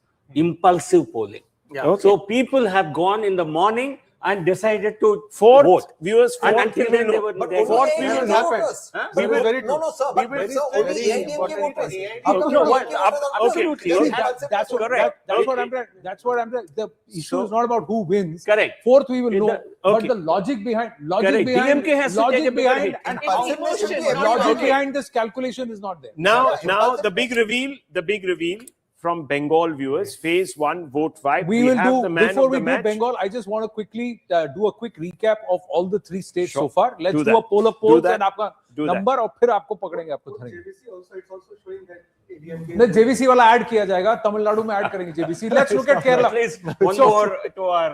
क्या तमिलनाडु में जो आ रहा है देखिए sir देखिए सब दिखा रहे हैं आपको one by one. Kerala vote vibe and largely JVC poll mantra everywhere. The Rujan is towards the UDF. The UDF moving away from the LDF and the mandate shifting towards the UDF. That's where it is. The NDA may break into the numbers. JVC gave more generous than vote vibe overall, but maybe 3 to 4 seats. That's what it is for the UDF. So Kerala, it is going towards the UDF. That's how the winds are blowing in one direction, that it is the UDF. So there is a change in government there. That's what the exit polls show. Out of the 140 seats, the UDF should be anywhere between 75 to 80 seats. Let's go across to the next one. That is Assam. In Assam, the clear hit out of the park It's a one-way game. BJP plus Himanta Biswa Sharma, still a phenomenal mandate. 95 seats is what everybody is saying. 93 to 95 seats is what the BJP will get. So a handsome win, all moving in the same direction, and that's why there are no hurdles or differences, anomalies. In the case of Tamil Nadu, let's look at Tamil Nadu. Two groupings are actually giving. Let's flip to Tamil Nadu. So we have JVC and VoteVibe, who are actually giving the mandate to the ADMK. There is one that is Axis giving the mandate to TVK, while the rest are saying that the DMK will just about hold on, even as the TVK gains at the cost of the ADMK. This logic is being questioned by a lot. The results will be evident on the 4th of May, and we'll know who gets it right. VoteVibe, JVC, Axis, or the others like Matriz and PMark. We'll see that. Now, let's look at Bengal. Bengal, poll of polls first up. Then we put the phase 1 numbers here at CNN News 18 exit projections. We are putting out only phase 1 numbers today. Phase 2 will be on the 30th. That's tomorrow. The Rujhan largely is, except for People's Pulse, is towards or in favor of the BJP getting past the post comfortably. So almost all except for People's Strategies, Poll Diary, PMark, JVC and Matriz are saying that the mandate is in favor of the BJP, although JVC seems to have hedged his bets a bit and said that Trinamool may just edge past the post if this scenario happens. But even then, it's the NDA or the BJP that has got its nose ahead in the case of Bengal. Now, phase 1 numbers, Amit Shah had said 110 seats is what the BJP is confident of getting in phase 1. Record voter turnout. Commendations to the voters for coming out in such large numbers. The phase 152, not 1152, 152 seats. This is the number, 88 to 98 seats. So very close to a century number. Phase 1 only. Phase 1, 152 seats. So we'll have to just split that a bit. That's all.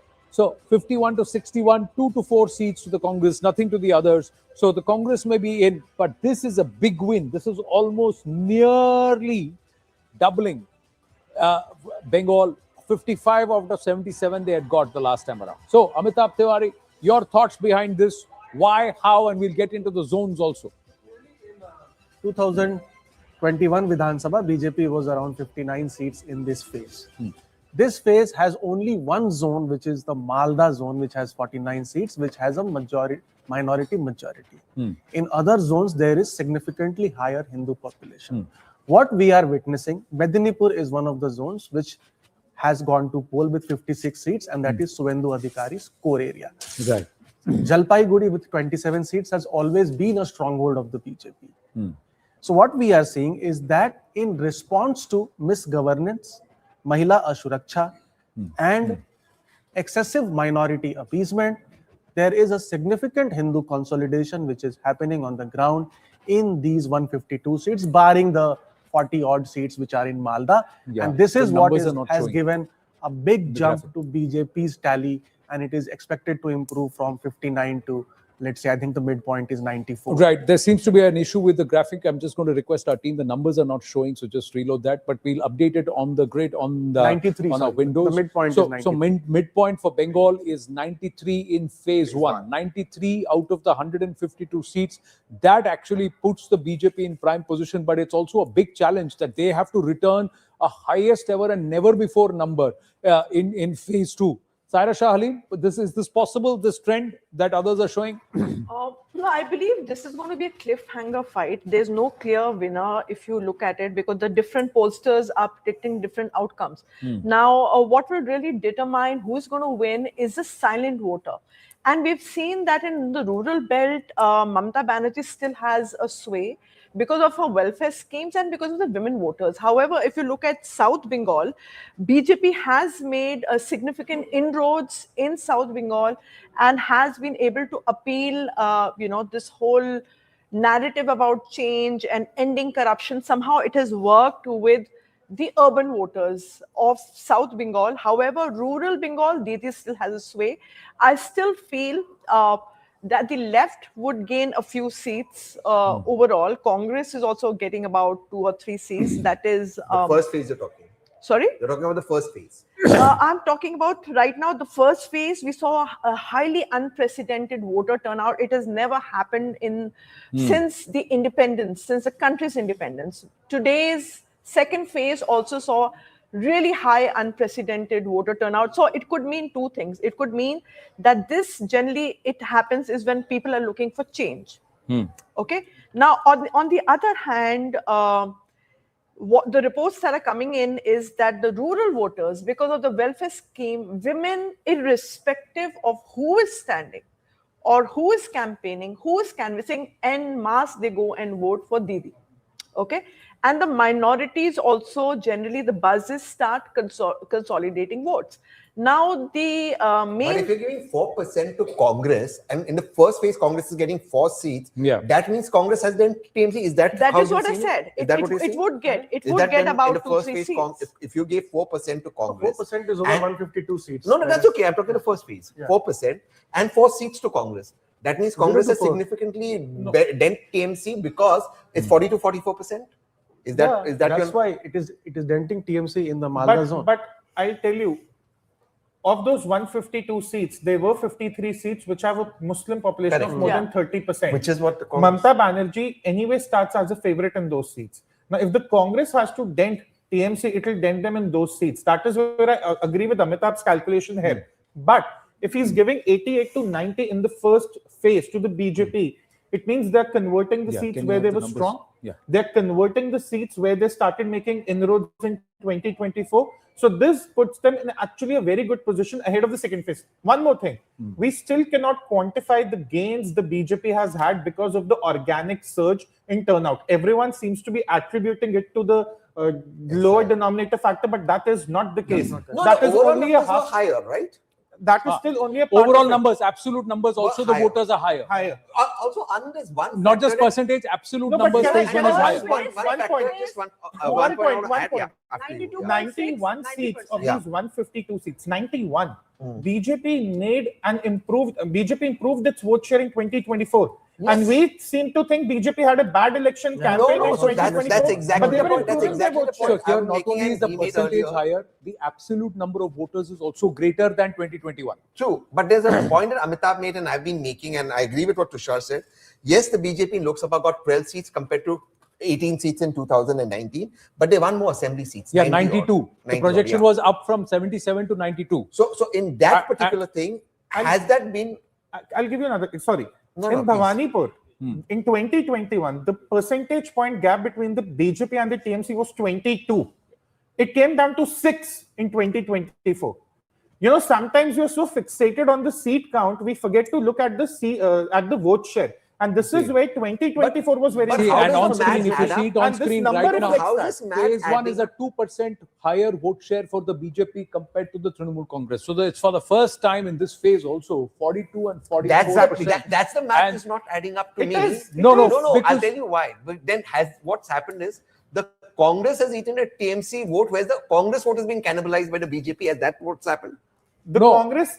Hindu voters have shifted. No, from the TMC Hindu voters, to Hindu BJP. voters have shifted from TMC. Plus, there is also others 10% vote share. So the others in the field who have broken away, they have this is in eaten the into urban the pockets. Trinamool Congress, and it's not No, it's necessarily. the first phase. First Yeah, phase. This is first phase. So 4% vote share for the Congress party, but this 10% has also eaten into the Trinamool Congress vote share, and the BJP is also benefited with a shift of the Hindu vote from the Trinamool to the BJP. The likes of So- Humayun Kabir, etc. Huh? The likes of Humayun Possible. Kabir. Yes, possible. Left parties. The left Call- parties. Left part. GVL Narasimha Rao, will you take this number? Will you take what the pollsters are predicting for phase one? You see, certainly the direction, further consolidation of the BJP vote is evident. The manner in which BJP fought this election at the ground level for the past 6 months, we certainly expected a much bigger increase in the vote share. So this 44 is a gain of how much in the first phase? About 5%? Almost at least 5 to 6%. 5 to So 6%. that is the number that we required You were to really 38 point cross the something the halfway last mark. time around, so it's 44%. So now. 44. So 5% increase is what the BJP required to wrest power in West Bengal. And we seem to have crossed that according to our own poll, according to your poll. Amitabh Tiwari, and many other polls are also showing that. Compared to Lok Sabha election, I think Lok Sabha election, the issues were different. Here, the issue was whether to let Mamata Banerjee to be in power once again, or to vote for a change. So that will only add to your gain. Let's go across to Shubhir Bhaumik. Shubhir Bhaumik, the numbers that we are projecting seem to suggest that the BJP is now somewhere getting about 93, 94 seats in the first phase. Your first reactions to this? Well, I would imagine it's not very much off the mark. It could be plus minus 4 or 5 either way, because in the first phase, they have their performance has been solid, and it's not unexpected in view of the fact that the first phase has been in areas where they have done quite well for the last several years. So I won't be surprised if they get something fairly close to that. Or, there are some tight seats in the first phase as well as in this phase. And therefore, 5 to 6 seats here and there, it's likely, it's not unusual. But the point is that ultimately, the battle for Bengal will be won and lost. Won or lost, not in the first. Let me but go in this straight phase. across to the hub. This is the real battleground. A hub where both Shubhir Bhaumik and Monojit Mondola. So let's go straight across. Let's join them at the hub. We've set up a small hub, viewers, where we're going to be looking at some of these conversations in detail. So thank you very much, Shubhir Bhaumik. Nice to see you in person. Nice to see you, Mr. Mondol. Fundamentally, we're looking at a situation, and I want to bring in Mr. Mondol here, where it appears that anti-incumbency in first phase seems to have caught up with Mamata Banerjee. Do you think this poll is projecting things right? I know that there's a variance between this poll and some of the other poll of polls. First of all, there is no reason to trust exit poll. That was the case in 2021 and even in 2024. It is unfathomable that 2 years ago the people who voted for Mamata Di are not going to vote for her. In addition to that, you have that SIR fiasco. I think we're still sticking to the numbers that in the first phase, TMC is definitely going to cross 100 marks. And in the second phase, it's all TMC. TMC is not going to come down to 20 marks. They are going to increase their vote shares, definitely, and also the seat share. In the first phase, Mr. Rahul, in about 32,000 booths, the elections were held. In around 11 to 12,000 booths, the BJP did not have their agents. And we have seen in the villages how there is an enthusiasm for TMC. And there is not even BJP's flags flowing, anywhere in the villages, especially in this part of the Ganges. I mean, in the northern region, in the northern part of Bengal, where you have around 50 to 53 seats, BJP might do well. But, in this part, like Birbhum, Bardhaman, Bardhaman West, and Midnapur, and also in Jungle Mahal, like in Jhargram and in Bankura, is part of Jungle Mahal. BJP used to hold that parliamentary constituency till 2024. TMC reclaimed both Jhargram and Bankura. The outcome in 2021, Shubhir Bhaumik, was not the best for the BJP. It had slipped back in the 2024 Lok Sabha elections. It had underperformed where it was even in 2019. And to some extent, of course, it grew in 2021, so it did well in this particular area in the north. Why would you say that trend won't hold? No. At the end of the day, you see, Rahul. I have seen Bengal elections in '78, and I am a great believer in the fact of organization. At the end of the day, the time you are saying when the BJP split is because there was a lot of confusion in the BJP organization over local leadership and stuff like that. At the end of the day, Mr. Modi may be a larger than life factor all over the place. But in Bengal, people definitely, you need local organization, you need local leaders. Just Modi ji ke naam pe chunav jeet jayenge, ye Bengal mein nahi hoga. And what Monojit said is very true. You have also said, I think yesterday or one of these days, you made point about panchayat election. This is a very big factor. In 2000, election, Ajit Paja, the veteran, he told me, at that time, Mamta was the challenger and Left Front was in power. He said, your Didi, and he was in her party, your Didi is saying we will win. How is she saying all this? Out of the 60,000 odd booths, can she give agent in more than 25? This is very important in Bengal. Okay, so you're saying lacks the organizational muscle to the last mile, and therefore it's a bit impractical. Okay, let me just go across to Tushar Gupta from here. Tushar Gupta, let's split the screen on top. Tushar Gupta, how do you react to both Mr. Mondol and Mr. Bhaumik? I know that you've been doing a daily analysis, which you've been posting on your social media handles, etc. You have a very different story to tell. About Bengal. So do you agree, disagree with Shubir Bhaumik and Manojit Mandal? Yeah. No, I've seen the numbers from Amitabh. I'm not sure what Manojit Mandal was saying there, but look, the TMC can only start favorite in a limited number of seats. This time, the organic surge in voter turnout, which the TMC for some reason doesn't want to acknowledge and doesn't want to believe, that is going towards the BJP. In 91 of these seats in 2024, the BJP actually outshined its 2021 vote share, so they were making gains. Now they are beginning to convert it because, of course, there has been an updated electoral roll. The voters are coming out to vote. And there are a lot of TMC voters that are now going towards the BJP. It's not always that, oh, we just need 5 or 10 more BJP voters to complete the election. It's TMC voters that are now moving towards the BJP because also they feel disgruntled after 15 years. But there will also be a group of voters who may not want to vote for the TMC, but they will also not vote for the BJP. So where will they go? They'll go to the left.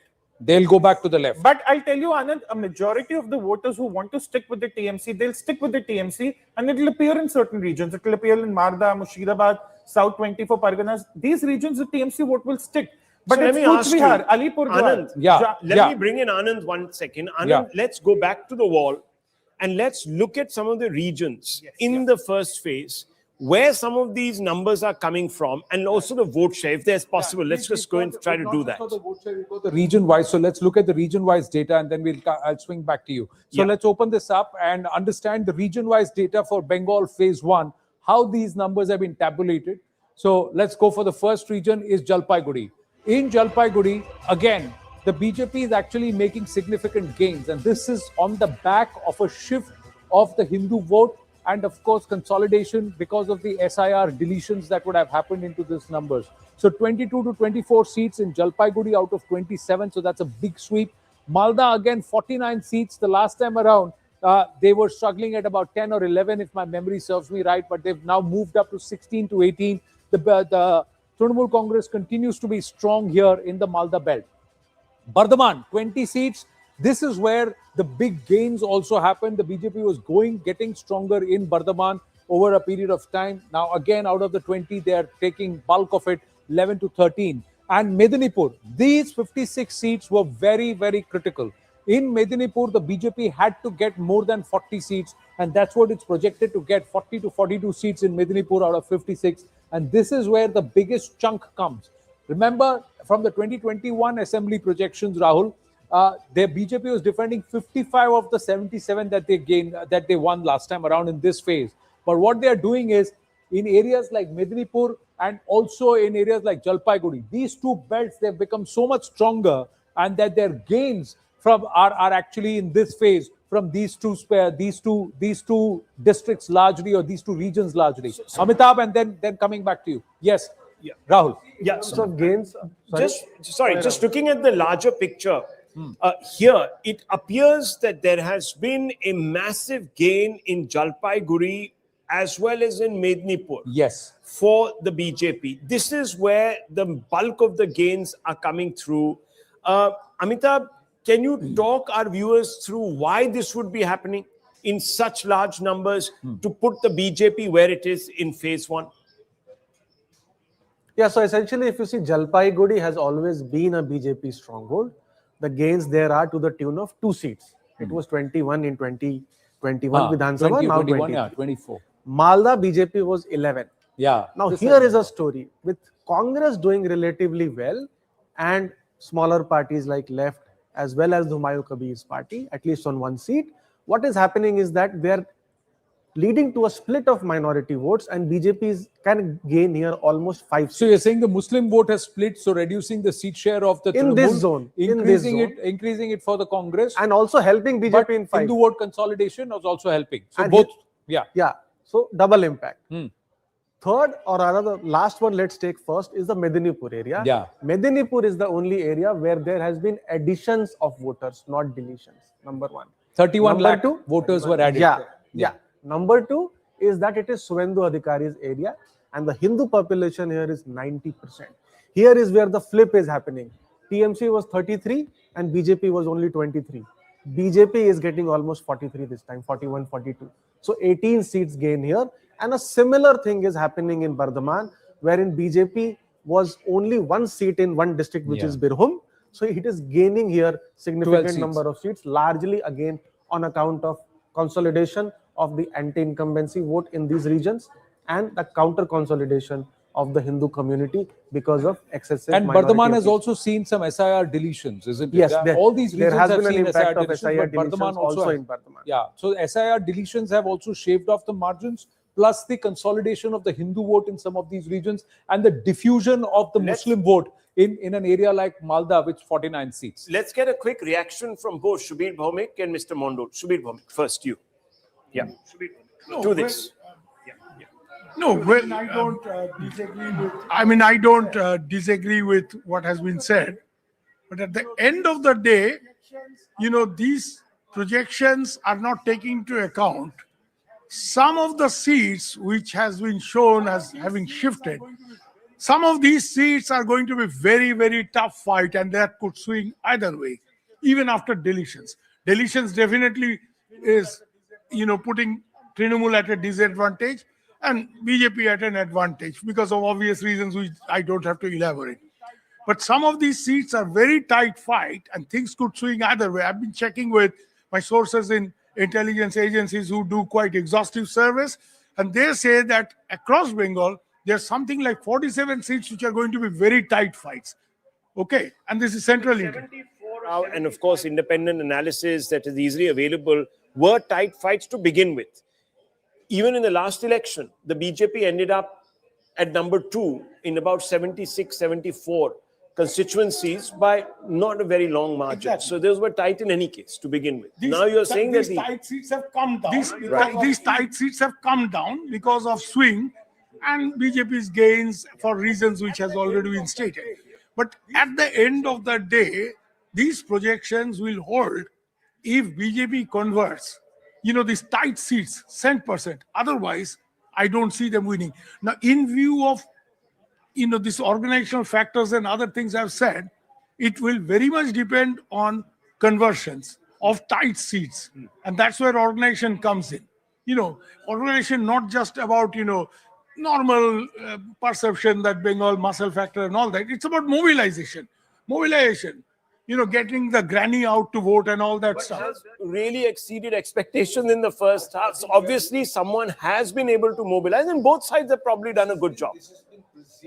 This has been presumed that the turnout is because of anti-incumbency, which is not the case actually. The turnout is largely because of the SIR deletions. The people are really scared of losing their franchise, which has happened even today. Evidence that I'm just purely looking at. Rahul would be, it is both. Okay. There is anti-incumbency, there is no That's doubt, right. but there is also SIR. So 1 second, Mr. Mondol. Just 1 second. Obviously there has been turnout gains by about 10 to 15%.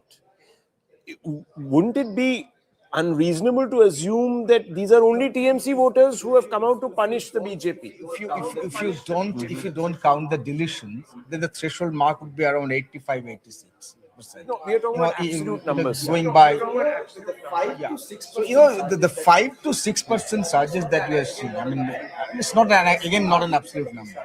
It's largely because of SR deletions.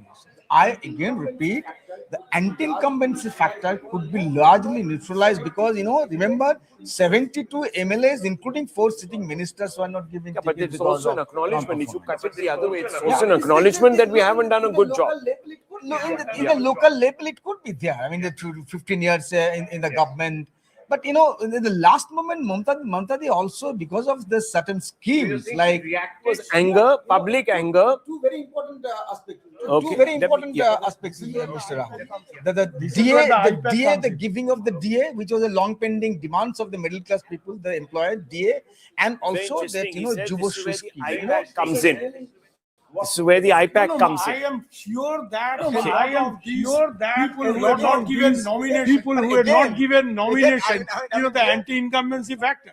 IPAC did the survey for Trinamool and pointed out something like 80 MLAs who must be changed because there is a local anti-incumbency factor. So anti-incumbency is a fact of life. He's got some more data, projections on leadership choice for Chief Minister, etc., etc. Anand. See, this is the vote tracker, and when we did this, what happened is, overall, if you were to look at it, today, Shuvendu Adhikari has edged out and become more popular as a CM choice than Mamata Banerjee. When we did the vote tracker and the first 2 or 3 editions, he was just about 5 to 6% behind. He started at 38%. Mamata Bandyopadhyay was at 44%. But she's dropped 2% and he's actually gained. And there is no third phase. So Adhir Ranjan Chaudhary is at 4% and he may not even hold on to his own seat.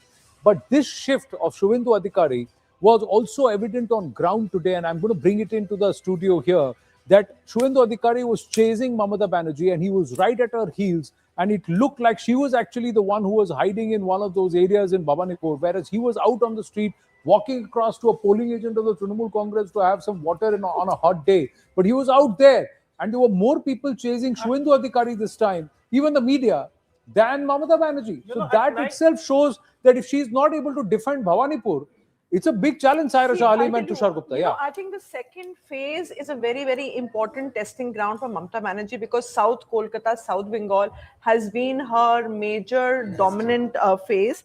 And right now, when you talk about strongholds, South Bengal, South Kolkata has been her forte, And right now, this entire phase, the second phase, it covers 142 of the states, 294 seats. So the second phase is going to be extremely important. That would actually give the final verdict of who would. No, but I'm asking you on ground. You read the mood, read the pulse. In Kolkata, have you ever seen the Trinamool being so nervous and so? No, they are nervous. Have you ever seen other party cadre being able to walk out so fully? Have you ever seen the voter come out and smile and be ready to interact? There is an anti-incumbency sentiment, especially in South Kolkata, South Bengal, against the Trinamool Congress because of corruption, because of anti-incumbency, because of syndicate and misgovernance. So definitely the urban voters, I feel, have come out, and I myself met a few people recently who have been TMC supporters. So they told me this time they'll be voting for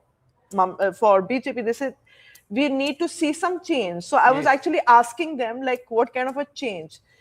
Lesser evil, greater evil, there is another third alternative, but they were determined that they are going to vote for the bigger evil, if I may put it across, because they want to see a change. They want to see a change. No, it's not about it. See, I think the simple insight was they are going to vote against Durniti. Durniti. Durniti is what they said. Everybody said we want to do away with Durniti, misgovernance. Can I give you a mind-blowing statistic right now? Because you said voters coming out to smile. In Bhawanipur, what's the percentage point difference in the turnout?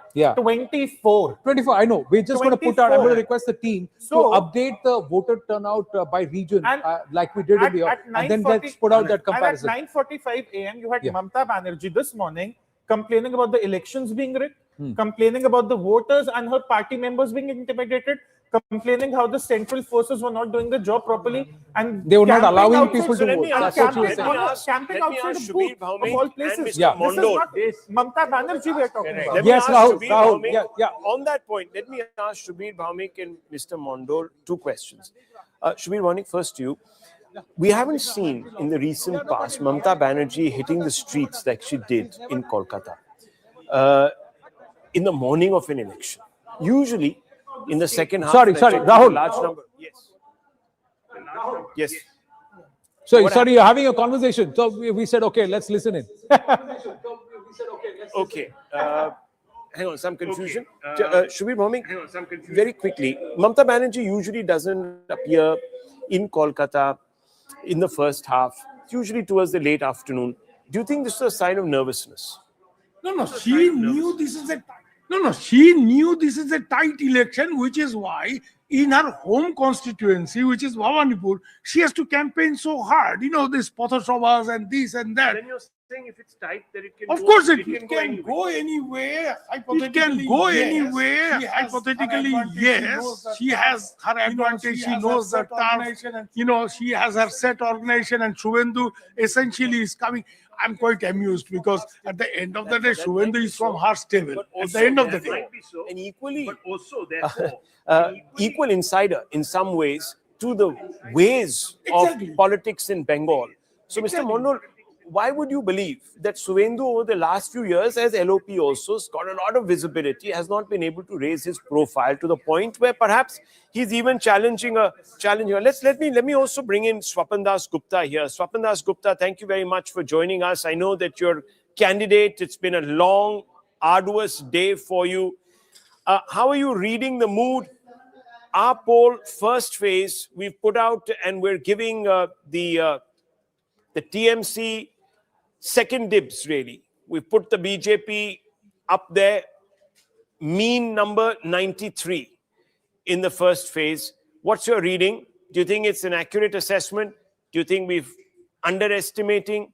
And if you were to project further into phase two, the phase that today you found yourself sort of in the middle of, what's your expectation? What's your assessment? You know, Rahul, what I find is very interesting about this election, particularly in the two phases, is the spike in the turnout. And I think that, to my mind, will tell the entire story of this election, because it's not about SIR, it's not about anything else. It's very basically, it has turned out to be a referendum on the very integrity and survival of West Bengal.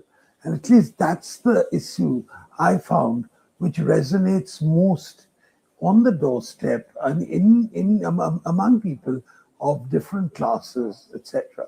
So this election could well be it's called a sort of a landmark election, insofar as that it overturns a lot of existing assumptions of both psephology as well as political behavior.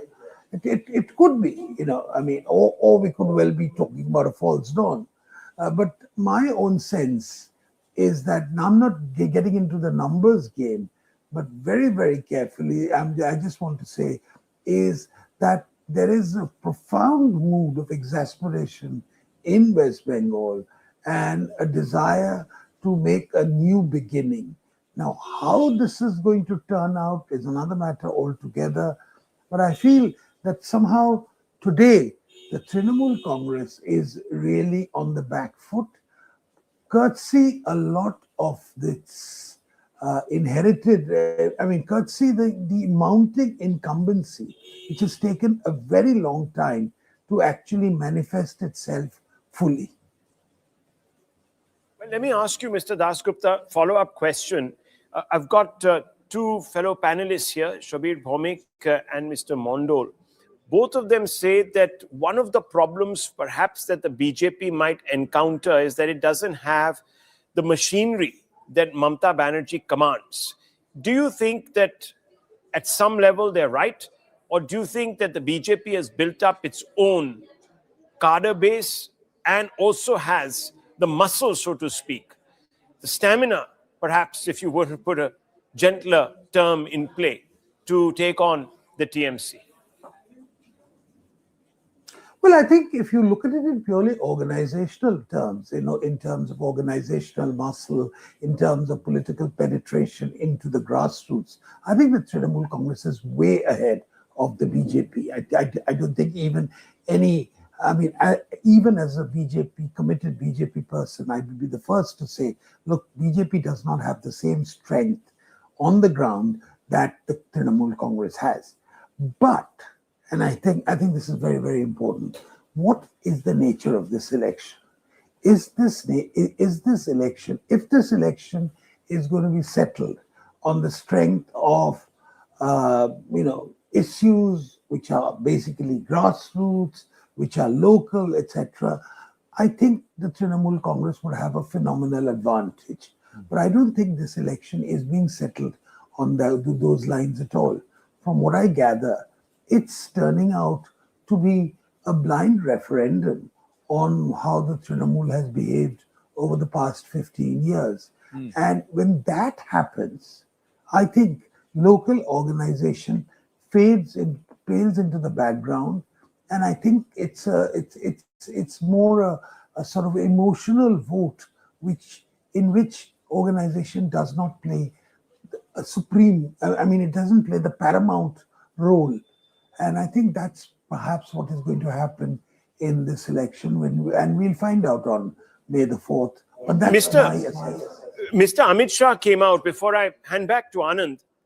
Mr. Amit Shah came out and he gave a very specific number to the BJP's tally in phase 1. He said 110 or perhaps more.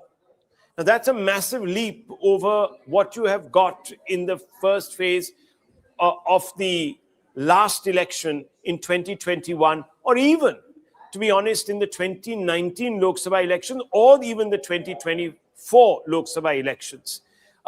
What is he basing this on? Well, I don't know. I'm not privy to all the information which Amit Bhai has culled from different sources. Obviously, it must be based on something. But I would, without again going into the exact numbers, which are always very problematic, even the conversion of votes into seats, very, very problematic issues. I think here we would say that this is one of those elections where I think, even in terms of the popular vote, the BJP may well overtake the Trinamool Congress, and that is going to be it's something which was considered inconceivable given the demographics of West Bengal and the nature of the vote banks which the Trinamool Congress has. We are seeing perhaps, and I think I'll reserve my full analysis till after the 4th, but I think we are seeing a stupendous degree of Hindu consolidation. What exactly it is going to be based on, whether it's an anti-Muslim consolidation or it's an expression of something else, I reserve judgment till May the 4th. But I think we are seeing, perhaps after Gujarat, where 60% of the Hindus probably come together and vote, we may see something like that in West Bengal, where about 58 to 60% of the Hindus will probably be voting for the BJP. If that happens, as my point, then it marks a very new chapter in the electoral history of West Bengal. But again, at this point, I think it's best to be a little tentative about everything. So, Swapanji, what you're saying is that there will be at least a 15 to 18% jump in the Hindu vote towards the BJP compared to the past, because that was about 40%. But in Rash Bihari, you made a very interesting point in your first comment, that there was a sentiment on ground. No. I don't agree with your statistics. The BJP in the last election got 52% of the Hindu vote. Okay? Of the vote among the Hindus. Okay. Now I think that is going to go up to 58, 60. So 6 to 8% bump up is about a 5% vote share overall. But I want to understand what you gave as an insight, that the voter is coming not out of a support for BJP, but because of an existential reason for Bengal. What made you say that, or when did you realize that? Was that something that the BJP had already picked up, or that you realized when you went on ground as a candidate to campaign?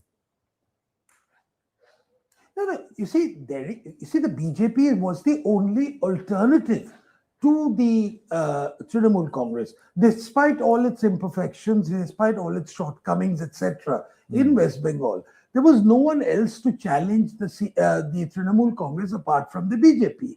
Now, that positioning as the foremost alternative to the Trinamool has taken a lot of time to happen. Yeah. It hasn't happened overnight. And I think it's a process which began in 2019. And I think we're seeing its culmination in 2026. The other parties, like the Congress or the CPM, are not, may have certain local resonance, but Right. they are not seen as an alternative to the CPM. I'm sorry, to the Trinamool Congress. The BJP is.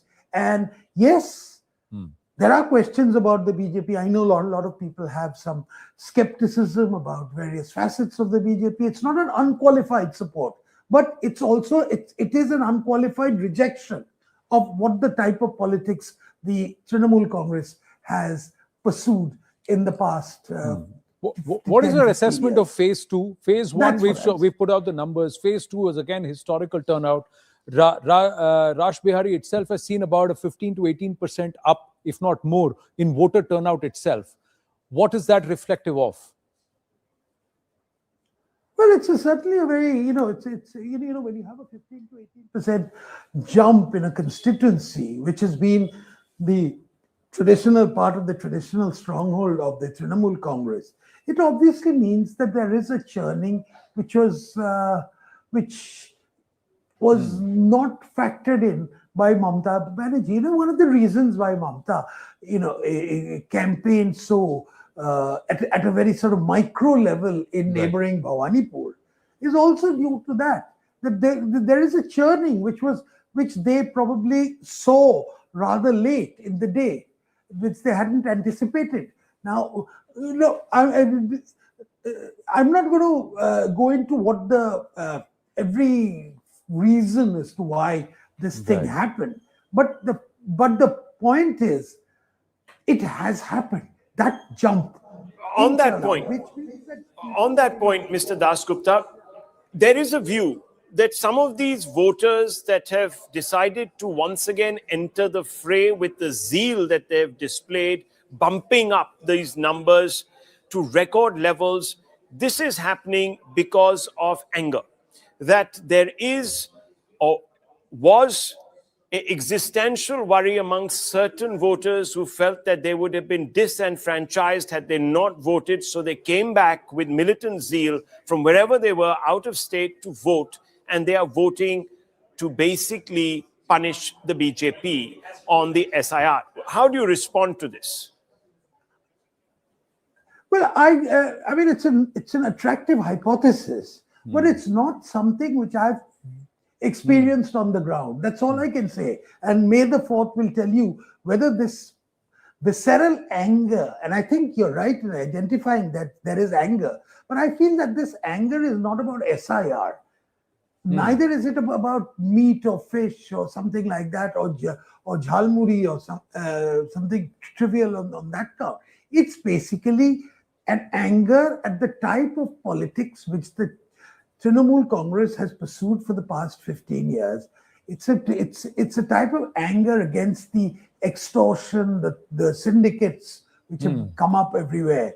And it's an anger against the economic decline of Bengal, which has been so marked. I mean, today we have cities like Kolkata is a prime example where the young people have more or less left the city. It's a city of old age pensioners, who there's a certain profound sadness which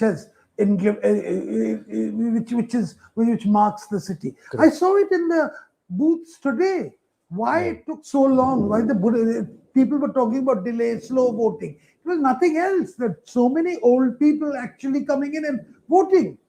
That's what it is, and that's the anger which is being expressed. Based on how the results then swing on the 4th of May, then the task is also quite acute for whoever is decided, the voter decides should govern Kolkata and Bengal going forward. Swapan Dasgupta ji, all the very, very best to you. And it's been a hard road and long, hard yards in the hot sun for you. So rest, recuperate, and then perhaps celebrate on the 4th of May. Thank you. Thank you very much. Thank you. Let's you just so pull much. that. Let's just pull that insight out and then take it to our panelists and then discuss Bengal in detail before we jump back into Tamil Nadu around 9:30. Rahul Shivshankar is with Manojit Mandal and Shubir Bhamik. One left, one Trinamool. We've got the BJP element missing because GVL Narasimha Rao is just vacated and he'll come back in a bit. But Smita Prakash with us, Amitabh Tiwari, Abhijit Iyer Mitra, Sumant Raman, and Tushar and Saira Shah Halim with me in the studio. Yes, Rahul. So let's get some first thoughts on the thoughts that Mr. Dasgupta has expressed by Shubir Bhamik first off the mark. Yes. I totally agree with Shapan Dasgupta when he says that in this election, it's a landmark election because never in my so many years of election coverage and seeing elections in Bengal as a student has religious identity become so important.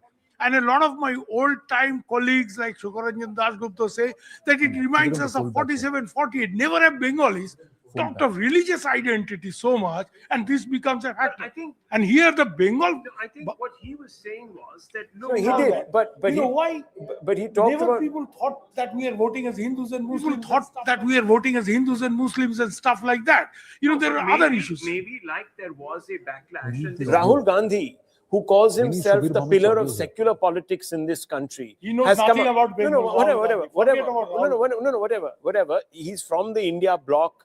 The TMC is a vital component of the India bloc, and his critique, and not once but twice, Mr. Bhamik, I'm just saying, you know, perhaps we're chasing after shadows. There might be truth to it because there has been a degree of appeasement, Mr. Bhamik, and I think what some people are saying is that there was an overindulgence of one particular community, like we saw perhaps even under the UPA, which has allowed the BJP to appeal to what seems to be majority anxieties. And there's nothing wrong in making that appeal. But there is something making that appeal. But there is something more to this, and I want to bring in the two Bengal factor, which nobody talks about. And I'm reminded of Jyoti Basu in 96, when he could not become prime minister, and naturally he was not very happy about it. He said, historical blunder. I said, why are you trying to help Sheikh Hasina, who would also become the prime minister? And you know what he told me? And I'd like to tell this in Bengali. He said, if Hasina does not survive there or na thakle, okhane jodi ora ashe, ekhane era chole asbe. Means if these, meaning beard, means if Muslim fundamentalists take over Bangladesh, here these people will come. Suddenly in the last... No, 1 second. Yes, I understand. But are you suggesting that in the last 3 months, Bengali Hindus have become so radicalized and so polarized and suddenly have developed wings of hate that they're going to come out and basically take down Mamta because they feel that she is betraying Hindu interests? To the point where the Hindu community is going to feel that it is facing an existential crisis. Let me make it more specific. Bangladesh elections were held in February, okay? Yes. If you look at the electoral map of Bangladesh today, the Jamaat-e-Islami, which has never won 18 seats in Bangladesh, got 68 seats this time. Yes. And out of that, 51 seats are on the borders of West Bengal. Yes, but the Jamaat-e-Islami... kind of influence. They are a Islamic supremacist that want to impose a Sharia on Bangladesh and Islamicize it. I don't think the BJP is wanting to turn Bengal into some sort of a I'm not comparing Hindu that. laboratory. But Yes. What I'm trying to tell you is very simple. That when BJP candidates go to these constituencies, especially on the border, they'll say, "Udhar mein Katmulla aa gaya, wo log aa gaya." It has an influence here because the border is open. It's not like Punjab. It's not like Pakistan Punjab and Indian Punjab. But Shubir Bhamik, Tushar, you want to respond to Shubir Bhamik here? I'll give a simple number because everyone is giving a lot of anecdotal evidence about what's Muslim, what's Hindu, what in Bengal. There are 103 seats where the Muslim estimated population is more than 30%. TMC won 99 of those in 2021. Even now, the TMC starts as a favorite in those seats. So if you're saying that Hindus have developed wing of hate, as the TMC would call it, not Rahul, but as the TMC would call it, the Muslims 9 out of 10 allowed to vote for the TMC, that's governance. But if 6 out of 10 Hindus turn up for the BJP, vote lock, stock and barrel, that becomes a polarized election. Let us also ask this question, Abhijit Iyer Mitra, on what basis were the Muslims cornered and asked to vote en bloc? Was it not that the Hindutva forces will come and you'll be pushed back to Bangladesh? So wasn't that counter polarization as a narrative that was pushed on ground from Trinamool? So is that kosher? Is that okay? First, we have to understand that the social indicators of Muslims in Bengal, generally the social indicators of Bengal are very bad. Now, the social indicators of Muslims there are particularly bad because if you look generally across India, they are in competition with Dalits at the lowest levels, income and distribution levels. It becomes fairly easy to sell any kind of narrative to them.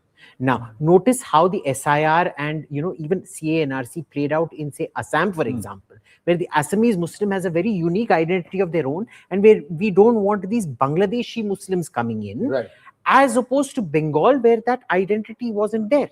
So it became very easy to all wrap it around and sell it as one package, that if they get rid of the Bangladeshi Muslim, most probably you will also get caught in the dragnet and you will also get kicked out. My thing is that if there is Hindu vote polarization or consolidation, it is communal.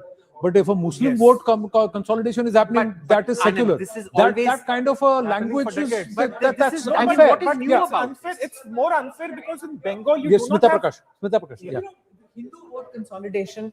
There are many who say that there is no consolidation. There's no Hindu vote per se in Bengal because the Hindu vote gets split between the TMC and the BJP. But 2016, BJP got 10% vote share. 2019 Lok Sabha, it jumps to 40%. 2021, BJP retains about 38% and wins 77%. If some kind of a Hindu consolidation was not happening, this upward trajectory was not possible. So it is happening, and now when the results come out, we'll get to know. If at all Mamata Banerjee loses, that means a Hindu consolidation has happened Yes, for the BJP. Hindu consolidation might be happening, but is it happening on the back of some sort of primal instinct, which is, oh, we are under attack? The BJP has drawn up a kind of sort of othering in the state of Muslims. I think we've got to sort of distinguish between why Hindus might be coalescing around the TMC. And Mr. Bhaumik, there is a lot of evidence also to suggest that perhaps there has been an overemphasis on the rights of one community over the other. We have seen even the court step in and remind Mamata Banerjee that she must be governing equally all denominations. And the courts have taken a dim view, not on one occasion, but on several occasions. So, I mean, the Hindus might be feeling legitimately discriminated against. Well, at the end of the day... So, who is polarizing? I'm not getting into this moralistic judgments about, all these things. I'm trying, as a journalist, my job is to say what is happening on ground, which I see. Here, there is definitely, and in this election, it is more preponderant than ever before, that religious identity has become very, very important. Either side. And what Hindu consolidation, what Shopanda was talking about, he has a point. Very importantly, there is a degree of polarization that even Mamata has affected. Yeah. So I mean, you can't just lay the blame on the BJP. I'm not blaming anybody. It's not my Frankly, Shubir Bhaumik and Rahul, if we bring it back here, Sumant Raman wanted to come in, and so did Tushar. This Hindu consolidation, for the first time we are saying Hindu. Otherwise, the entire vote was spoken on SC, ST, upper caste, and one second. etc. Anand, one second. Yeah. Anand, 1 second. Mr. Mondol actually wanted to make a point on this, and he said, I have been denied the opportunity. No, please. I thought Manojit is safely enjoying it, just sipping chai and enjoying this entire chakalas. I'm not speaking for last 1 hour. Go ahead, please. Really good to see you, Manojit. This is all. He will now say, "I'm not these same things were said in 2021. Polarization, appeasement, gundagardi, durniti, corruption. It didn't work. I mean, when do we stop? After 4? And I'm not speaking, but I don't have to speak because you are doing your job. As much as you try to do this, people of Bengal will be more bolstered. And BJP will be driven out. I don't have to speak. I'm coming on 4th, and in 4th I'll be speaking. Numbers will speak, not your numbers suddenly. So thank you very much that you're not allowing me to speak. And you are doing the job for us. And I'll on fourth evening, I'll advise you, please change your strategy. There are issues which will be discussed on 4th of May. Change your strategy. As long as you do this, the people of Bengal will be more united to vote BJP out. Which they're going All to do. fairness, in all fairness. No. Yeah, you know, see my point. Just 2024. Okay. This spike or surge Tushar is and happening Sumant Raman want to respond, because Manojit. on the ground, there is palpable anger against SI. Okay. Look, Sumant and then Mamata Tushar. Banerjee has been winning because she gets a sizable chunk of the Hindu vote. Now, why are we refusing to sort of accept that a very large proportion of Hindus have been voting for Mamata Banerjee?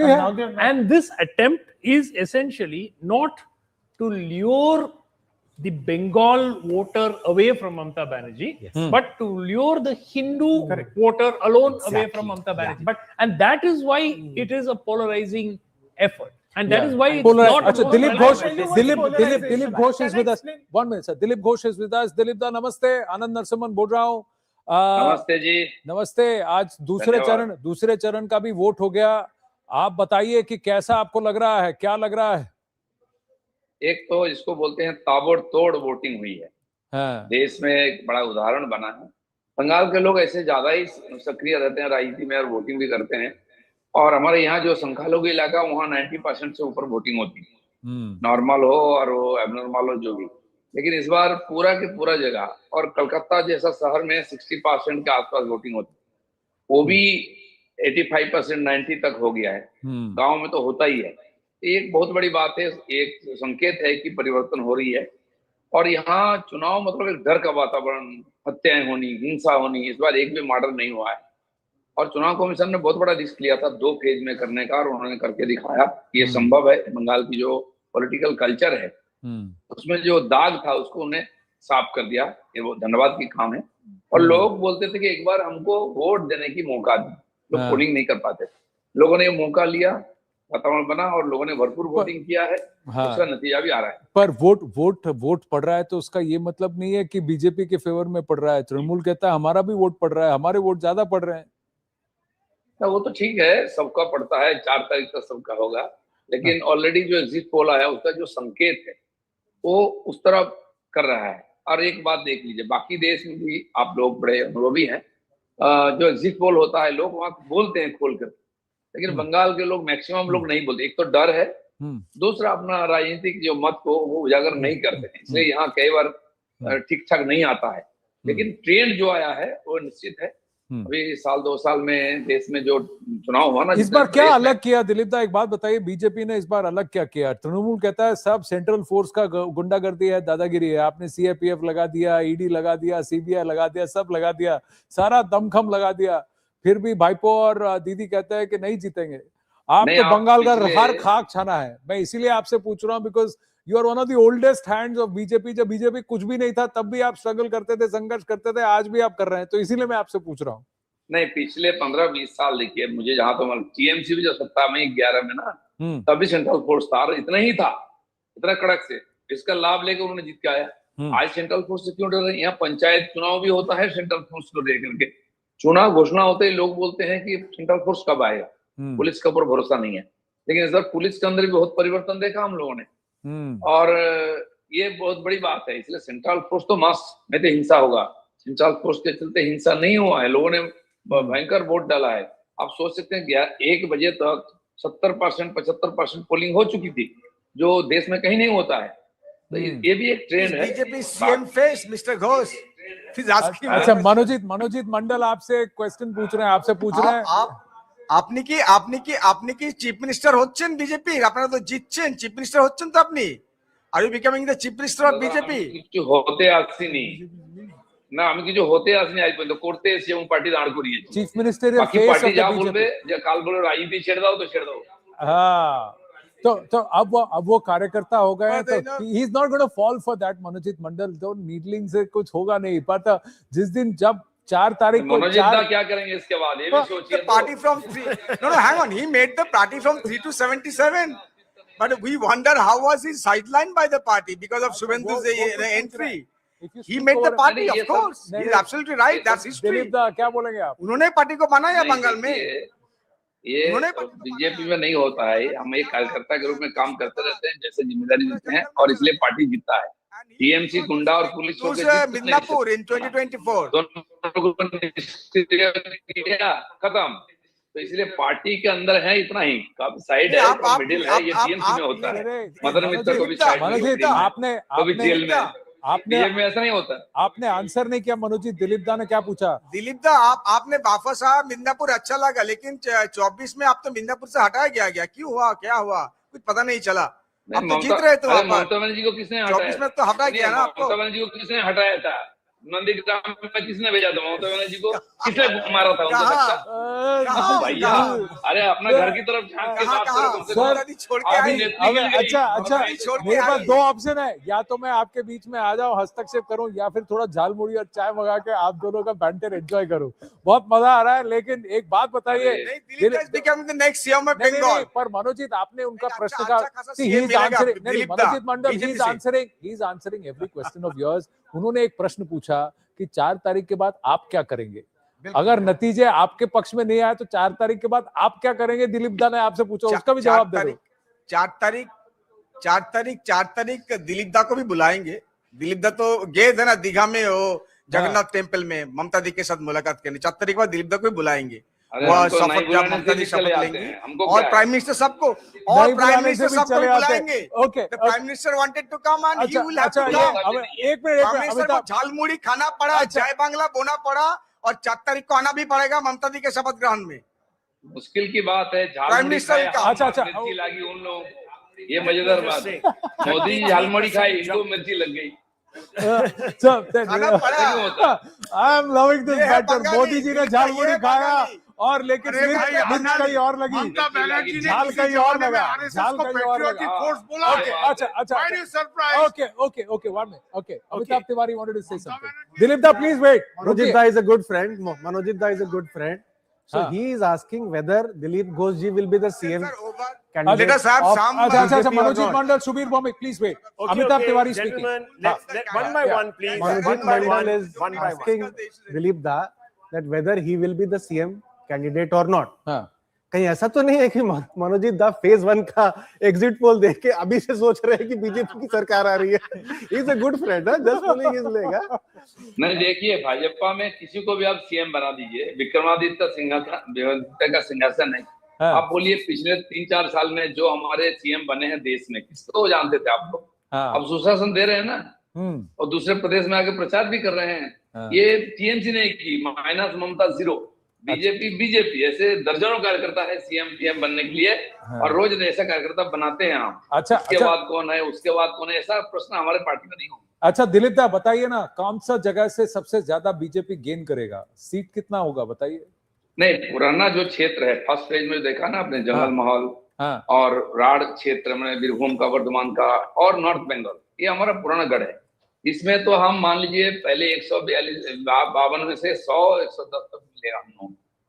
और अभी बाकी जो चाहिए majority के लिए, कलकत्ता क्षेत्र हमारे लिए कमजोर है। एक कांग्रेसी गढ़ था, सीपीएम में भी उसको क्रैक नहीं कर पाया ठीक से।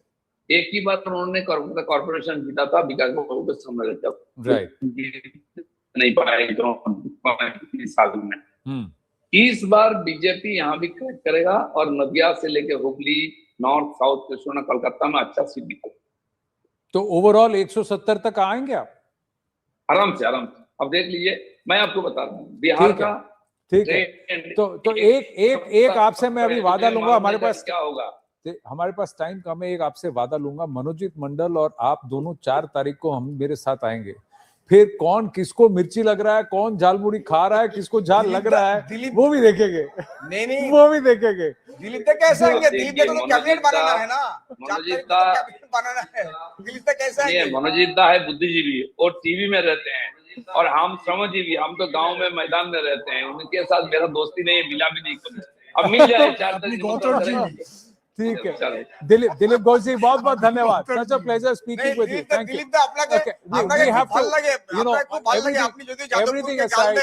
everything You aside, accuse my university at times. everything You aside, don't like my university, but from we being like the you. Pradesh Adhyaksh of the BJP and to taking the BJP story to the streets of Bengal at a time when the BJP was just getting kicked, BJP workers were getting kicked and slapped all across by the left and also the Trinamool. From that time onwards, he's struggled in Bengal. And today it was good to see him on national television speaking with us. And you had Medinipur on that region to work on. Let's see how you return there because you've toiled a lot there. All the very best, Dilip Ghoshi. Thank you very, very much. Thank you, sir. Thank you. Sir. Thank you. Let's bring it back in. Nice banter here. Kisko jhal laga, kaun Let's muri khayega, just, all that we see. But switch now. come back to the numbers. Switch now. Just a quick couple of things to Yeah. some turnouts that we're reporting in phase 2.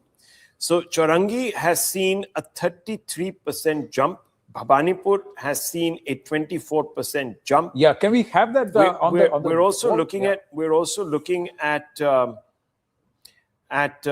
other seats which have seen remarkable turnout. So Baliganj, 28%, 26.83%, almost 27% there. 27%. We can actually, when we did the Muslim, the Hindu, and the VIP seats, if that's updated, we can see a good reference there too. Kolkata Port has seen a 25% jump. Yeah, so can we look at the VIP seats? I think the VIP seats had that. Howrah, yeah, 97%. Sorry, you've been waiting for a long time. 97%. On this. Yeah. Please tell me how many additional voters have voted. So my point. I'll tell you the background to this, Anand. We keep talking of phenomenal turnout. We can. Those numbers are coming in. I'll give you the example of Tamil Nadu. One of the top 3 constituencies recorded 92.5%. Last time it had recorded 81, 82, whatever. 12% increase, very substantial. We went and did the math, and we actually found out 400 voters fewer had voted. Let me just show you. Can we just put that math table? 24 lakhs. The voter math table. We've got the numbers. Yeah. Can you just put the voter math table that we used for phase 1, phase 2? No, not this one. The phase 1, phase 2, the overall arithmetic. When we had the voter math, I'm just going to ask the team to just check. Not this. This is 85.5 Bhavanipur. These are the VIP seats. Each one of them. No, the voter turnout. No, the voter turnout math. Okay, Falta again at 5 p.m. it was 95.95. After these, we'll get the others. The trend: Bengal phase 1, 90 and 89.9 and 90%. So at 5 p.m. these were the numbers. The numbers have eventually settled. We'll get that. We had the voter numbers. Phase 1, 3 crore voters have voted, and the absolute percentage of voter turnout that we required. So we'll get that. We'll get that. And we'll also then do Tamil Nadu after that quickly. So I'm just going to check if the team is copying what I'm saying, and then we can quickly move. So these are the actual numbers, 80.7 and 89.9. So we've done the voter math, and we'll talk about that. The voter math said that in phase 1, the base had come down. The base had come down. Okay, we're looking. What are we doing? Okay. Yeah, this is the one. Right, finally. Thank you very much. Thank you. So there I do that. Perfect. Thank you. So this is phase 1. 2021, total voters was 3.8 crore. Phase 2, 3.6 crore. So total voters was 7.3. Number of voters who turned out, phase 1, 3.1 crore absolute number, and phase 2 is 3 crore. So 6 crore, 6.1 crore voters had come. So this was the turnout, 81, 83, and the overall average was 82%. So in phase 1, we had 3.3 crore absolute number. So that means 20 lakh voters more. Already 20 lakh voters more on a lower base of 3.6, and that's why 93%. This number at 5 p.m. was 3 p.m. was 2.7 already. If it is at 2.7 crore, what's the number here? It will be 85% turnout. That means this number 3.3 plus 7 will actually match this number. But we already have 89% turnout or 90% turnout. So this number is this number is more. The number is more. You take 2016 and compare with 21, you would have found 20 lakh, 25 lakh additional voters. You take 21, compare with 26, you will find 25, 30 lakh additional voters. 2.95. My point is... so this is 2.95. So if this is 2.95, this is 3.3. So the absolute number is greater than 2021. By how much? 20 lakh, which is every single 5-year term, you will find that increase. My point is, all this talk about, there's a massive turnout, there's going to be so much of anti-incumbency and all of that. It is not so huge. Okay, let me give and a then we simple move to Tamil Nadu. example. Bankura, which voted in the first phase, had a vote share increase of 9.53 percentage points. Now, if you take out the low denominator effect, that's just 3 percentage points. The organic surge is 6.53 percentage points. So you have to take out the SIR factor, and then you have to look at the surge for every single assembly. I'll tell you what's the error. What's the error, Suman? A lot of people simply assume that the denominator is always low. Correct. What happens if the denominator increases? Because in certain assemblies, the SIR actually led to addition of seats. I agree, but my point is, overall, across the state, if you take past elections and you compare it, you will find this 20 lakh, 25 lakh additions across the board. No, but did you have an updated electoral roll before every election? No, you didn't. But my point is very simple. The net addition of voters between every 5-year term is roughly around 20-25 lakhs. In some cases, it's even been higher. And the reason I'm saying is, this exact story went out on all Tamil channels on the day of the voting, on 23rd. Record turnout, historic, this, that. And then we found out eventually 24 lakh additional votes had been polled. But it is record turnout. It is a record Out turnout. of 100 people, 85 but people have 24 voted. lakh is not a small Leave number. all the sir. numbers. 24 lakh is not a small number. Chennai's turnout went up from 60 to 59% to somewhere around Suman, 80%. 24 lakh is not a small number. I agree. It's a lot of people. It's 2.4 million It people. is. If I spread 24 lakh, if I spread across 294 seats, even if I spread it evenly, that is greater than the margin of victory of the previous. Certainly is. So that can This change is the not whole. So that can change the But whole that happens result. every That can change the whole result. My point is, it happens every election. Okay. Came from the TMC unwilling to accept. Let's go across to Tamil Nadu, and we've got somebody. Let's go straight across. We got Pradeep Gupta. Let's go across to Pradeep Gupta. Pradeep Gupta, as usual, you have hit a 6. There are 2 contending polls. One is the Tamil Nadu contending poll, which is the Vote Vibe poll, and then there is the Access poll. Both are polls apart. So, explain to us, Mr. Gupta, how you have come to the conclusion that TVK will not dent DMK but will decimate AIADMK. If there is so much anti-incumbency, how is it that the DMK gets away unscathed, but the AIADMK gets flattened out that had no role in government?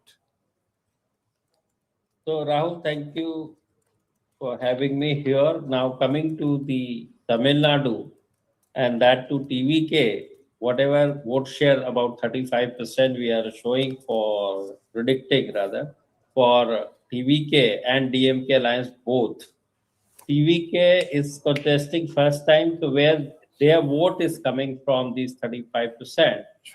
So when it comes to DMK, it is coming about 34% vote from DMK and about 32% from AIADMK. Take Amitabh also. So they are holding on to their 56% vote share of the last time when it comes to DMK, and when it comes to AIADMK, they are holding on to about 51% vote share of their own. Now, coming to how this is happening, there are 2 very important demographics playing the role. One is the gender. Among women, TVK is scoring 38% as against male 32%. This is 1. 2, pardon? No, go ahead. No, please go ahead. Go ahead. So the coming to the age group, in the age group of 18 year of age to 39 year of age, which contributes 42% of voting population this time in Tamil Nadu, their TVK is scoring way higher than DMK and AIADMK. But when it comes to 40 plus age group, where DMK is scoring much more than the TVK. And that is the precisely reason why both the party of the alliance, the vote share in our poll is coming to 35%. Now coming to the seat share, though the margin is likely to be very thin in three-corner contest, but the DMK on their traditional stronghold is scoring big margin victory. So their seat is comparatively coming less than the TVK seats. So that is the reason why we are predicting 98 to 120 seats for the TVK and 92 to 110 for the DMK. If DMK score good, which is 110, TVK may end up about 98 or double digits. No, but Pradeep ji, what you have not explained, look, I understand the math and so on and so forth, and you've probably, I don't know, what was your sample size? That could be great to also, if you could elucidate on that. But I just want to understand, how is it that if there is such a backlash, an obvious anti-incumbency, it's not the DMK that is being punished, but a party that's not in power that is being punished? What is happening here? Especially when the AIADMK also has caste-based parties supporting it. It is also very caste-based and organizationally very adroit AIADMK, adroit configuration.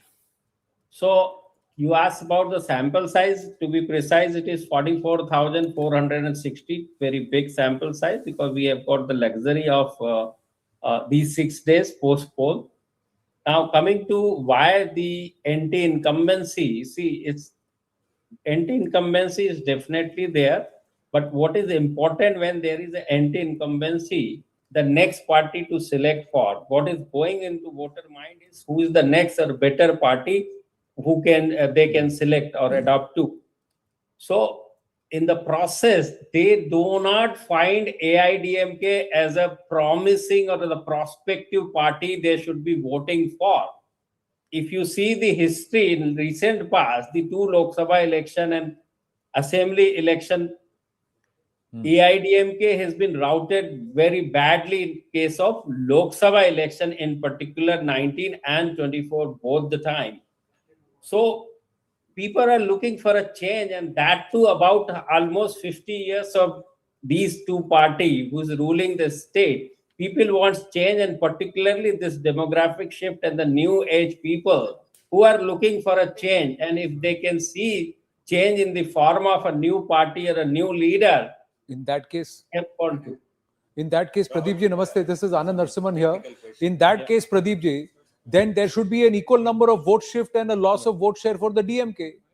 Because if they are upset with the Rivayati parties and the traditional party and the anti-incumbencies with DMK, then there should be more votes. And Vijay's focus has been on the KTCC belt where the DMK has stronghold. If you're giving DMK seats in its core stronghold, then Vijay should not be able to make those inroads in terms of the breakup. Also, the Vanniyar belt, the Delta region, the Counter belt or the Kongu belt, also in the south where the Tewars are present, there are regional parties which have hold, and it's also the caste dynamic that come into play. And Vijay was not very active in those regions. He has actually mounted his campaign against the DMK, and you're saying that the DMK continues to retain its stronghold. So it's a little contradictory. Yeah, I'm coming to that, Anand. Ji. So you asked me the region-wise thing. So in Chennai city in particular, Vijay is doing extremely well. He's not doing so good in northern Tamil Nadu, barring Chennai. Secondly, the Kaveri Delta, DMK is doing very good. In southern Tamil Nadu, where I don't know what is making you to say so that he's not focused or not gone there and all those kind of things. Southern Tamil Nadu, also TVK is doing very good. In western Tamil Nadu, the traditional stronghold of AIADMK, there all 3 parties doing good. Western Tamil Nadu, all 3 parties doing good in our poll. So this is the story. And when it comes to the change, it cut across all the barrier and the boundaries when it comes to caste and those old thesis and traditional thing. That is when the change emerges. Sumantraman has a question. I've got a question. See, the general perception of Vijay is largely an urban vote bank, and in the rural areas, he's much weaker. And from an organizational perspective, even in the booths, we hardly saw TVK people in all the booths in rural areas. So the perception has been said that Vijay would get a lot more votes in urban areas, but in the rural areas, he's not really going to be a serious player. Which is why, we come back to this number of 120, because Tamil Nadu has 154 rural seats. How is Vijay faring in the rural areas according to your survey?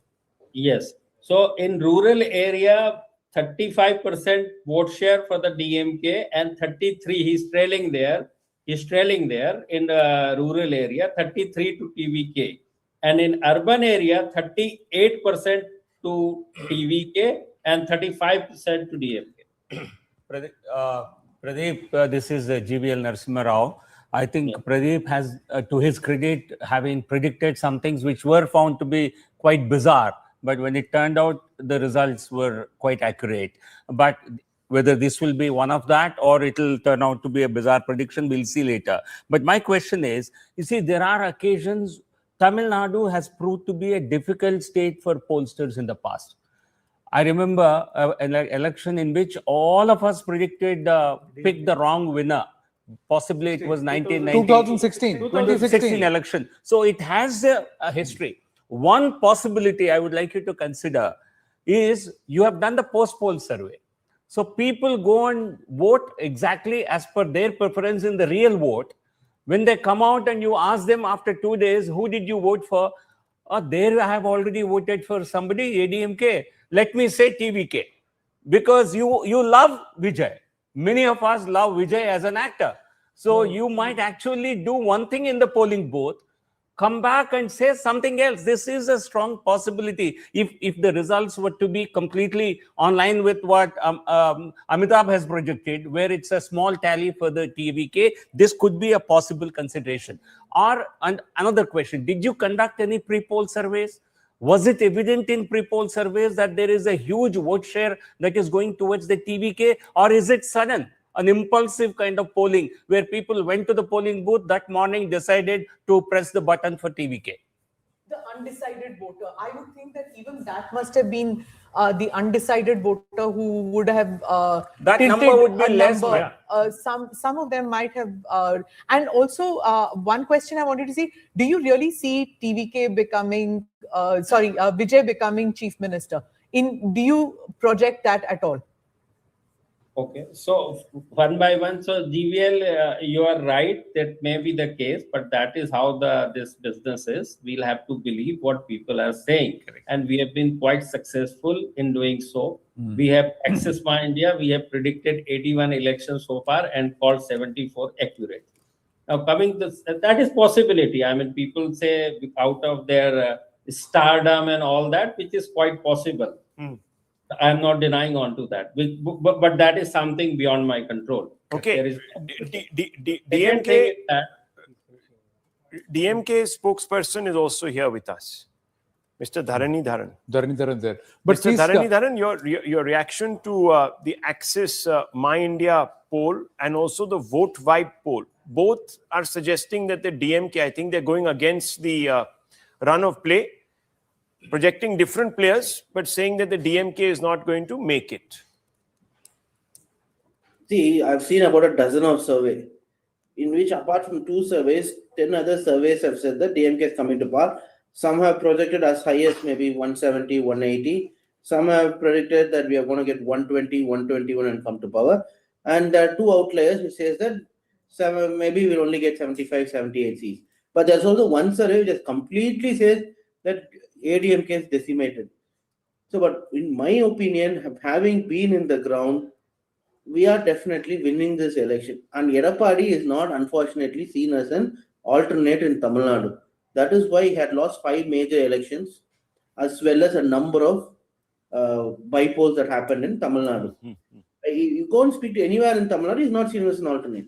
Okay, and that is why even in the preferred chief minister candidate surveys, it was my chief minister, followed by maybe 45%, and number 2, number 3 were at 20% odd, and then maybe few other people at 10% odd. So the position of DMK being the number 1 party after post-20 election is a constant. Who's going to be number 2 is a question here. Salem, let me ask you Even in this. access- Do even in you, access do you poll- in your assessment believe that the TVK can take 35% vote share? Is that a groundswell on ground that will give him 30 to 35% vote share? Yeah, we don't know how people vote, but I will tell you this. Hypothetically, even if I were to accept that 35%, 35, it's going to be neck to neck, which doesn't still rule out DMK. What it rules out is the ADMK. So what is evident? The exit poll is that ADMK being completely obliterated. So you believe that the TVK has done enough on the ground I said hypothetical. to No, pose? I never said that. No, we all understand hypothetics. I'm asking you, sir. No, I'm saying You're probably hypothetically. getting. No, hang on, just a minute. Mr. Dhanidhar, one second. Let me just ask him straight off the bat. It's a good question that Anand posed, and I'm going to press on with it. I'm asking you, sir. It's been about 8 days now since the last the Tamil Nadu election wrapped up. So I'm asking you very simply this: in your internal assessment, where does Vijay stand? I do not think he will going to get 35% for sure. He's How not much? going to form the government. How much? We were certain that he's going to take a lot of AIADMK vote share. That was certain because the Edapadi was not seen as an opposition force. Even in your channels, I previously said. What's the vote share that you were crediting the TVK? That's what I understand. Vote share.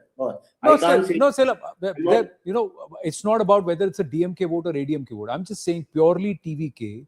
What was the vote share that you were willing to credit that he'll get? 15%, 20%, 25%, 30%? What percent? I'm not even saying DMK is losing or not. I'm just asking you, what was your assessment? And Rahul's also asking the same thing. What would you credit, given Vijay and your understanding on ground, what is the vote share that you think he'll be able to get? See, you want me to give an answer, but I'm saying I'm not a psychologist, I'm a politician. My job is not accurately pinpoint what percentage is going to get. But what Let's I say know, hypothetically, yeah.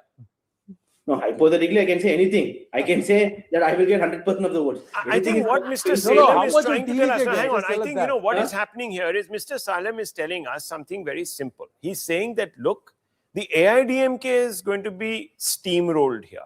That's what he's telling us. Now, obviously, I'm also saying something more. obviously, I'll come. Yeah, Fred, I'll come. What I am also trying to say is that in Tamil Nadu, the election is only for who's going to be the opposition face. Or rather, who's going to be the opposition face of Tamil Nadu for the next 5 years, 10 years, 15 years to come. That is what this election about, or not who's going to be. No, that is okay. My humble submission is, if there is anti-incumbency, and if TVK is coming out as a force challenging Stalin and the DMK, then how is it that it's not pinching vote share from Stalin and DMK, but pinching vote share only from ADMK? It should pinch from both. That's not happening in the Axis Mind poll. That's what I was trying to submit. Yes, no, in Axis poll also, it is the ADMK that has been obliterated, no? Okay. So I understand that. So it's very interesting. The ADMK has gone down to 21, 22%. I think okay, so I don't mean to cut you off.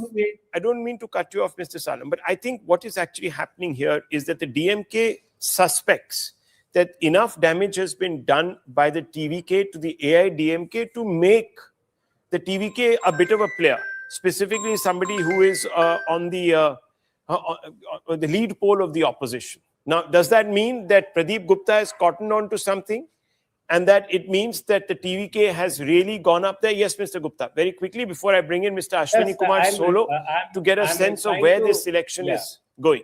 I'm replying to Anand Pai. Last time, DMK alliance has secured 45% vote share. Now they are reducing to 35. So anti-incumbency 10% point is a very, very big number. Okay. Yeah, that's one. Sir, there is just one point. If you are, as per your poll, you are giving the ADMK 42% vote share, ADMK plus, in the 1ER seat, and 36% vote share in the Vallar and the Counter seat.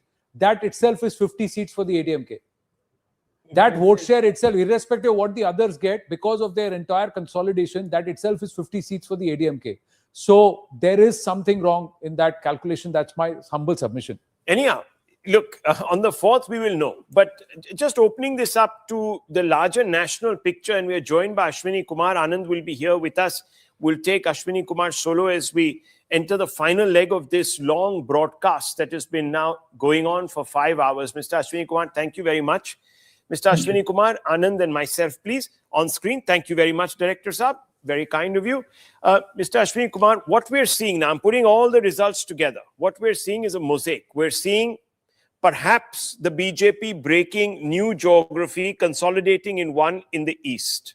So we are seeing perhaps the BJP, the lotus bloom in Bengal, perhaps if the projections hold true, largely. And we're seeing the BJP retain Assam. That means we're seeing perhaps the beginning of the end of the TMC, and we're seeing the continued decimation of the Congress. There is the prospect of a narrow victory, difficult to call, for the UDF in Kerala. It's not a clear mandate for the Congress-led alliance, which the Congress will probably resent. And perhaps in Tamil Nadu, a new player or the AIADMK coming back, depending on the two outlier polls. What does this tell you? If you were to apply the larger gauge from a national perspective, what does this tell you? Well, thank you very much. Your summary is almost accurate and on the lines that I was thinking myself. Without doubt, whichever way the Bengal polls go, the BJP has been able to extend and enlarge its footprint in Bengal, whether it forms the government or increases substantially its tally of seats. It can legitimately claim a political victory. Some pollsters have predicted a comfortable majority for the BJP. It may be so, it may not be so. But I would also say that despite everything, despite the anti-incumbency, Himanta has fought fiercely and fought not to be decimated. I don't agree with your conclusion that this is the end of the road for TMC or Himanta.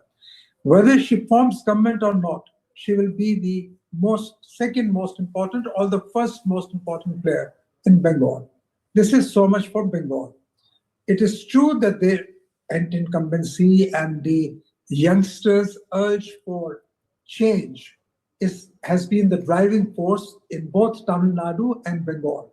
And that, I believe, is the general consensus. Assam, of course, was a given, but I had expected Congress to do better. You said that Congress is becoming, well, you used the word decimated. I would say, regrettably, my old party, and I continue to believe in the ideology of the Congress party, has been reduced to political irrelevance in most of these elections, except for Kerala. Kerala, I think we must credit the Congress leadership, both at the state level and at the central level, for a prudent distribution of tickets and for the success in carrying together important local leaders of the Congress in Kerala. Mind you, even in the heydays of the Congress party, Kerala was a standalone example of an ideologically and organizationally driven election machine of the Congress party. That was perhaps the only exception. And I think the hard work done by its younger leadership after Anthony and Karunakaran has been recognized in Kerala, but not to the extent Congress had hoped for. Now, there's a big question who would lead the UDF government. My sense is, that is not a question you put to me, but that is a question that is being asked in political circles. My sense is it would be Mr. K.C. Venugopal or someone who has the support in case Mr. Rahul Gandhi, who is the de facto leader of the Congress, does not want Mr. Venugopal to leave Delhi. But on the whole, my conclusion is that the political consciousness of this country is changing very fast. BJP is no longer a pariah party. BJP is the dominant pole of national politics now for several years, and it's breaching the citadel, assuming, of course, we are assuming that these polls are correct, and my observations may be taken on the basis thereof. Assuming they are correct, and they may not be correct, if they are correct, the breakthrough for the BJP in Bengal is something that the BJP would be very happy about. And one main point I would like to make. In Tamil Nadu, in Assam, in Bengal, I would say that the charismatic leaders of the principal actors, the charismatic personality of the principal actors has had a decisive influence in in the shifting of the vote patterns. Right. Thank you very much, sir. Thank you very much for putting that into perspective. Of course, on result day, we'll have longer conversations and deeper analysis because we'll have the facts before us. So thank you very much. And viewers, thank you for staying with us and tuning in and giving us a lot to cheer about because the numbers, especially on YouTube, have been very encouraging. We've got to wind up only by saying कि ये तो सिर्फ trailer है, picture 4 तारीख को बाकी है मेरे दोस्त. See you. Thank you so much.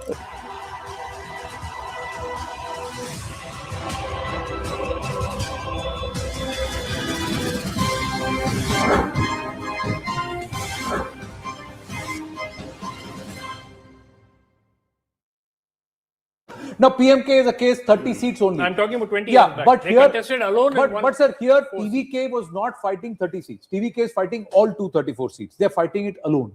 And that's why they have to actually buck the behemoths. Now, what? That usually does not work. Let me...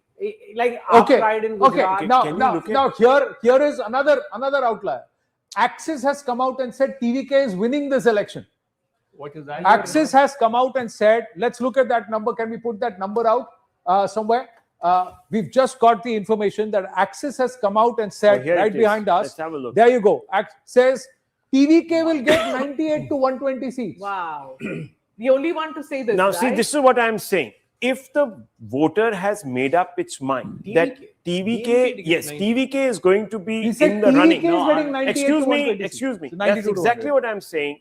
Here is where, if one were to believe, if one were to believe, it keeps showing. No, it keeps showing. No, so both are it getting. flips again, and now maybe both are getting 92 to 110. Okay, maybe there is, because even maybe there Vijay is won't something wrong expect here. that. Yeah, Even that's what I'm Vijay saying. I mean, if No, there was he's such a, already if started working gentlemen, for his 1 minute, please. If there was such a big wave for the TVK, it would have reflected across every poll. If there was such an anti-incumbency raging wave against both the AIADMK as well as now, I don't understand what's going on. You know what's happening here? They are saying that the AIADMK. One reason why. One more point. So there's one reason why I have a problem. The only reason I have a problem with the Axis mind, look, I'm not somebody who knows the caste combinations, etc., etc. Is that, look, if there's so much anti-incumbency that TVK has to fly in and become the savior, how is it that the DMK is still standing? Number one. Second. वही तो question है. You're punishing. कोई question वही है. अरे anti-incumbency इसके खिलाफ, campaign उसके खिलाफ, seat आपने AIADMK के कम कर दी. Logic में को समझ नहीं आ रहा. And the Congress, all the Congress vote, or at least a significant amount of it would have shifted to TVK because throughout TVK said we are pally with Congress. Congress people want us. In fact, Rahul and Stalin never shared the dais. The universal talk in Tamil Nadu is that the allies of the DMK are not doing well. Correct. Okay. That itself is 40 or 50 seats. So then how are all these seats possible? I just have a feeling there should be a column change here, except for vote wipe. For the rest, it should be like this. Then this logic actually makes sense. If you want to make sense of what the TVK is achieving, you have to change this column. ADMK has to gain seats and DMK has to lose seats for the TVK to gain this. Because the whole structure of the campaign has been against Stalin. And the base, the voters will move, disgruntled voters, alliance, everything. So if, again, so nobody is grudging TVK their seat, but this then doesn't make sense. So if Vijay polls more than 10%, that means DMK cannot get these numbers. This argument, okay, I tell you why Axis has possibly projected this. Their argument is simple. The DMK and the TVK have fought this election. All those who didn't want the DMK voted for TVK, but not enough people didn't want the DMK, so the DMK still did well. And that's slightly if that makes any sense to Can anybody. I also point out something? The PMK. Stay. We'll stay with Tamil Nadu because it's interesting. We can go to Bengal in just a short while. We'll get Amitabh also back. And we'll get Amitabh back with Bengal. One must also understand that Tamil Nadu is highly caste-driven. Highly, extremely. Absolutely. Each zone, each region is caste-driven. So the Vanyars will vote in another way. The Mukhalator Tevars will vote another way. The Counters will vote another way. Well, then you will have the upper caste Brahmins who will vote and the Brahmins, they will vote in another way. The scheduled caste will vote in a different way. Each, and they are all grouped and pocketed into different combinations. So there's one person we've forgotten to introduce to our viewers. and that is Tushar Gupta. Tushar, I who's called coming. him in the moment he walked in. Tushar, what do you make of this? Think We for need yourself one for more. now. We need. No, We need. I walked in and I just got lost. And Abhijit had to really knock me and just ask me to wake up, because 98 to 120 to TVK, I mean, that would be a revolution of sorts in Tamil Nadu. But why are you so Cinematic, skeptical? I mean, it Give would us, be. break it down. Don't be generic. Break it down. Give me 3 or 4 logical explanations why. Tell you me, would where's feel- the machinery? Where's the party machinery Okay. to get to 120 seats? The very basic question: where were the booth agents? आपके On the pass polling day, the machinery one- कहाँ था? इन पंजाब जीत गए ना. Punjab, रिवायती Aam party Aadmi को Party हराया was ना. the primary opposition in 2017. That's They true. won in 2022. It was a wave election, but they had certain machinery on the ground, No, and they there are were the fan primary clubs. opposition There are- in 2017. Okay, so make your point. So you This say is- lack of I machinery. think we have to add that the Rasigar Mandarams, the fan clubs are actually very powerful in Tamil Nadu. And they have won some local they elections. they kind of Yeah, function as but then a few So, thousand one booths second, CDK was not present. Let's. He's only started out, and Firstly, he's where is already the started a debate. So first point is no election No machinery. election Okay. machinery, no booth agents, and then the DMK standing. So are you telling me AIADMK voters who were sick and tired of the DMK, who wanted AIADMK to come back, suddenly said, oh no, Vijay is a superstar, let's give our votes to him. And the DMK voters said, we'll stick to the DMK, and suddenly AIADMK is the loser. No. So I mean, it makes zero sense. That's exactly the point. Okay, how did it happen for AAP's first election? First, they sucked away like when a wave comes, they sucked away like a vacuum cleaner the votes from Congress, which was very unpopular at that time. Then what happened next election? They went to 67 seats. They sucked away the BJP's votes also. Did they or did they not? They sucked both the votes. They will come. If this is there, and if they can't make a government, No, but Chetan, आपका that logic, logic, your own very- logic. In Delhi, the No, no, Aam Aadmi I know it. Party I know never- the sequence never- is a bit different. No, in your own but I logic. have So to- they I will- have to One be minute. there. In your own logic, who did the AAP pinch first? The incumbent, right? Yeah. And then Sheila They- Dixit was they- very they- unpopular. so they heard the Congress first. At that time, also the BJP, which was the challenger, retained its 33% vote Yes, share. exactly. Yes. But इस case में वो कह रहा है कि But ADMK the he BJP will come. See, the core BJP voter in Delhi always stuck to the BJP. It never went away. This It went logic away in the next says, election. this logic No, it says the did. core There was DMK 2-3% voter. was moved No, up. if you want to make a comparison, here what's happening is Waisan the core nahi. DMK voter says, I'm with the DMK. The AIADMK voter who wants a change through AIADMK suddenly looks at Vijay and says, this is my hero. Well, it can happen. You lose hope in your party's leadership. You Not feel at you don't all. have But hope. in the run-up to You this will election- not go with DMK. No, DMK का voter PDK जाएगा. No, that's a ADMK fair का voter question. नहीं जाएगा. No, if you lose If hope I'm in your party AIADMK, leadership, I lose hope in my leadership. I'm not impressed by That's them. not- agreed, I'm Chetan, head agreed. Vijay, man. I mean, Yeah. No, I'll I'll answer that. I'll answer that. One One second. I think No, let's- no, one second. okay. If you're losing hope in your I party think leadership, they, throughout this campaign, I was there almost for 2 weeks. EPS held his entire party together. There has never been any sign of party But does he losing have hope. charisma? Yes, he does have. Absolutely. As a strong And- political leader, he held his party together. Massive campaigns And the coordination. and almost similar to Brilliant. चेतन आपको एक बात बताऊं. So therefore- नहीं, चेतन आपको एक बात one- बताऊं. You know who Edappadi Palaniswamy is? Edappadi Palaniswamy was the AICC General Secretary during Jayalalitha's time. He was the person who had control of the party. Why do you think when say AIADMK General Secretary? He was the AIADMK General Secretary. He controlled the party leadership. He continued to hold down the legislative party and also the party organization, even when the diffusion happened with Jayalalitha. When Sasikala broke away, Dinakaran broke away, O Pannirselvam happened. EPS controlled the party. He is organizationally the most strongest embellishment. That's one. Organizationally, I give it to you. So, second thing, But even magic, as a chief it's minister, charisma. no. But second, all through these years, since Jayalalitha, 2017, 2018 onwards, till now, the ADMK vote has not withered. That base vote share remains. Okay, so just No, for it's the, not with her. One point about One the second, core gentlemen, party gentlemen. What they're saying in leadership, Tamil Chetan. Nadu. No, one point he made about And the he's hope the in the only party MBC leadership. face. Magic, So not that logic. caste grouping jo That's hai. what they say. No, Magic, not logic. but if AIADMK voters are losing hope in the party leadership, why would there be any anti-incumbency against the DMK? Then also the DMK numbers That's make right. no sense. So can I numbers make can I no sum sense. this up for viewers who So must how be can all really of them be wrong then? one So second. everyone is One just second. one One second. second. So let us get rid of We have the highest supposition concurrent that there viewers. is We anti- must Okay, Right. one second. For the Maybe there is no purposes of viewers who are just tuning in and are mind boggled because they're seeing 20 people talk about some bizarre thing. Now let me just take a step back and tell you what is exactly happening here. There's been a poll of polls, viewers, and we have a huge number of conflicting assessments coming from Tamil Nadu. So we have the vote vibe, which is a CNN projection here, CNN News 18, which shows that the DMK will get about 103 to 113. The AIADMK 114 to 124, so just above the halfway mark. And the TVK, which is Vijay, between 4 and 10, so about 6-7 seats. Access My India says the DMK is going to hang in there, is short of the halfway mark. The AIADMK has collapsed completely,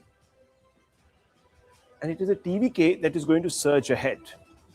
You have Matriz, you have People's Pulse, PMark, People's Insight, and Praja Poll that are in varied degrees giving DMK another term in office.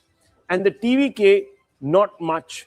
The AIADMK, to varying proportions, a second place.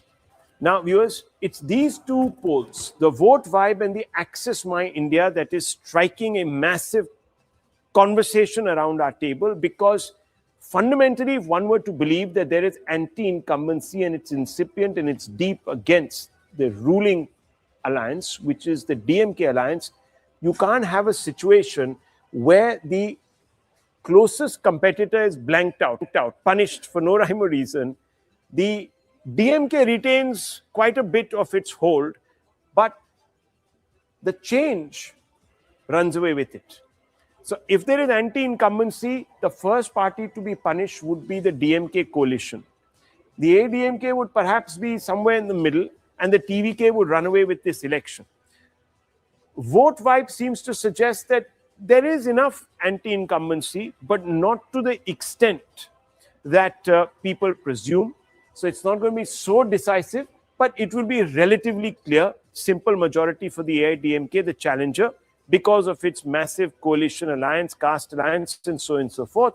But fundamentally, Vijay won't be a factor. So it is here, viewers, that we have two extreme poles that are really talking about two extreme outcomes. And that is a conversation we were having. Tushar Gupta doesn't agree, believes that the TVK is not such a big factor. I don't. Very quickly, why?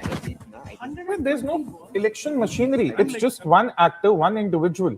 You cannot have an entire state as big as Tamil Nadu rallying behind one actor. I can understand cinematic charisma. I can understand stardom. I can understand fan clubs. But are you telling me fan clubs overnight are more politically savvy than, say, parties that have been doing this for years and years? And am I to believe that AIADMK, of all parties, is losing its voters to TVK, not the DMK? Not the party that is actually facing that anti-incumbency? That makes absolutely no sense to me. If Vijay were to come striding through, viewers, it would break a chain of actors not having succeeded. He would be one of the first in the last 30 years to have done so after J. Jayalalitha back in the 80s. So this would be a massive leap of faith. It's happened, of course, in other democracies. It's happened in Ukraine, for example, where a comic came and won the election. It happened in Nepal. So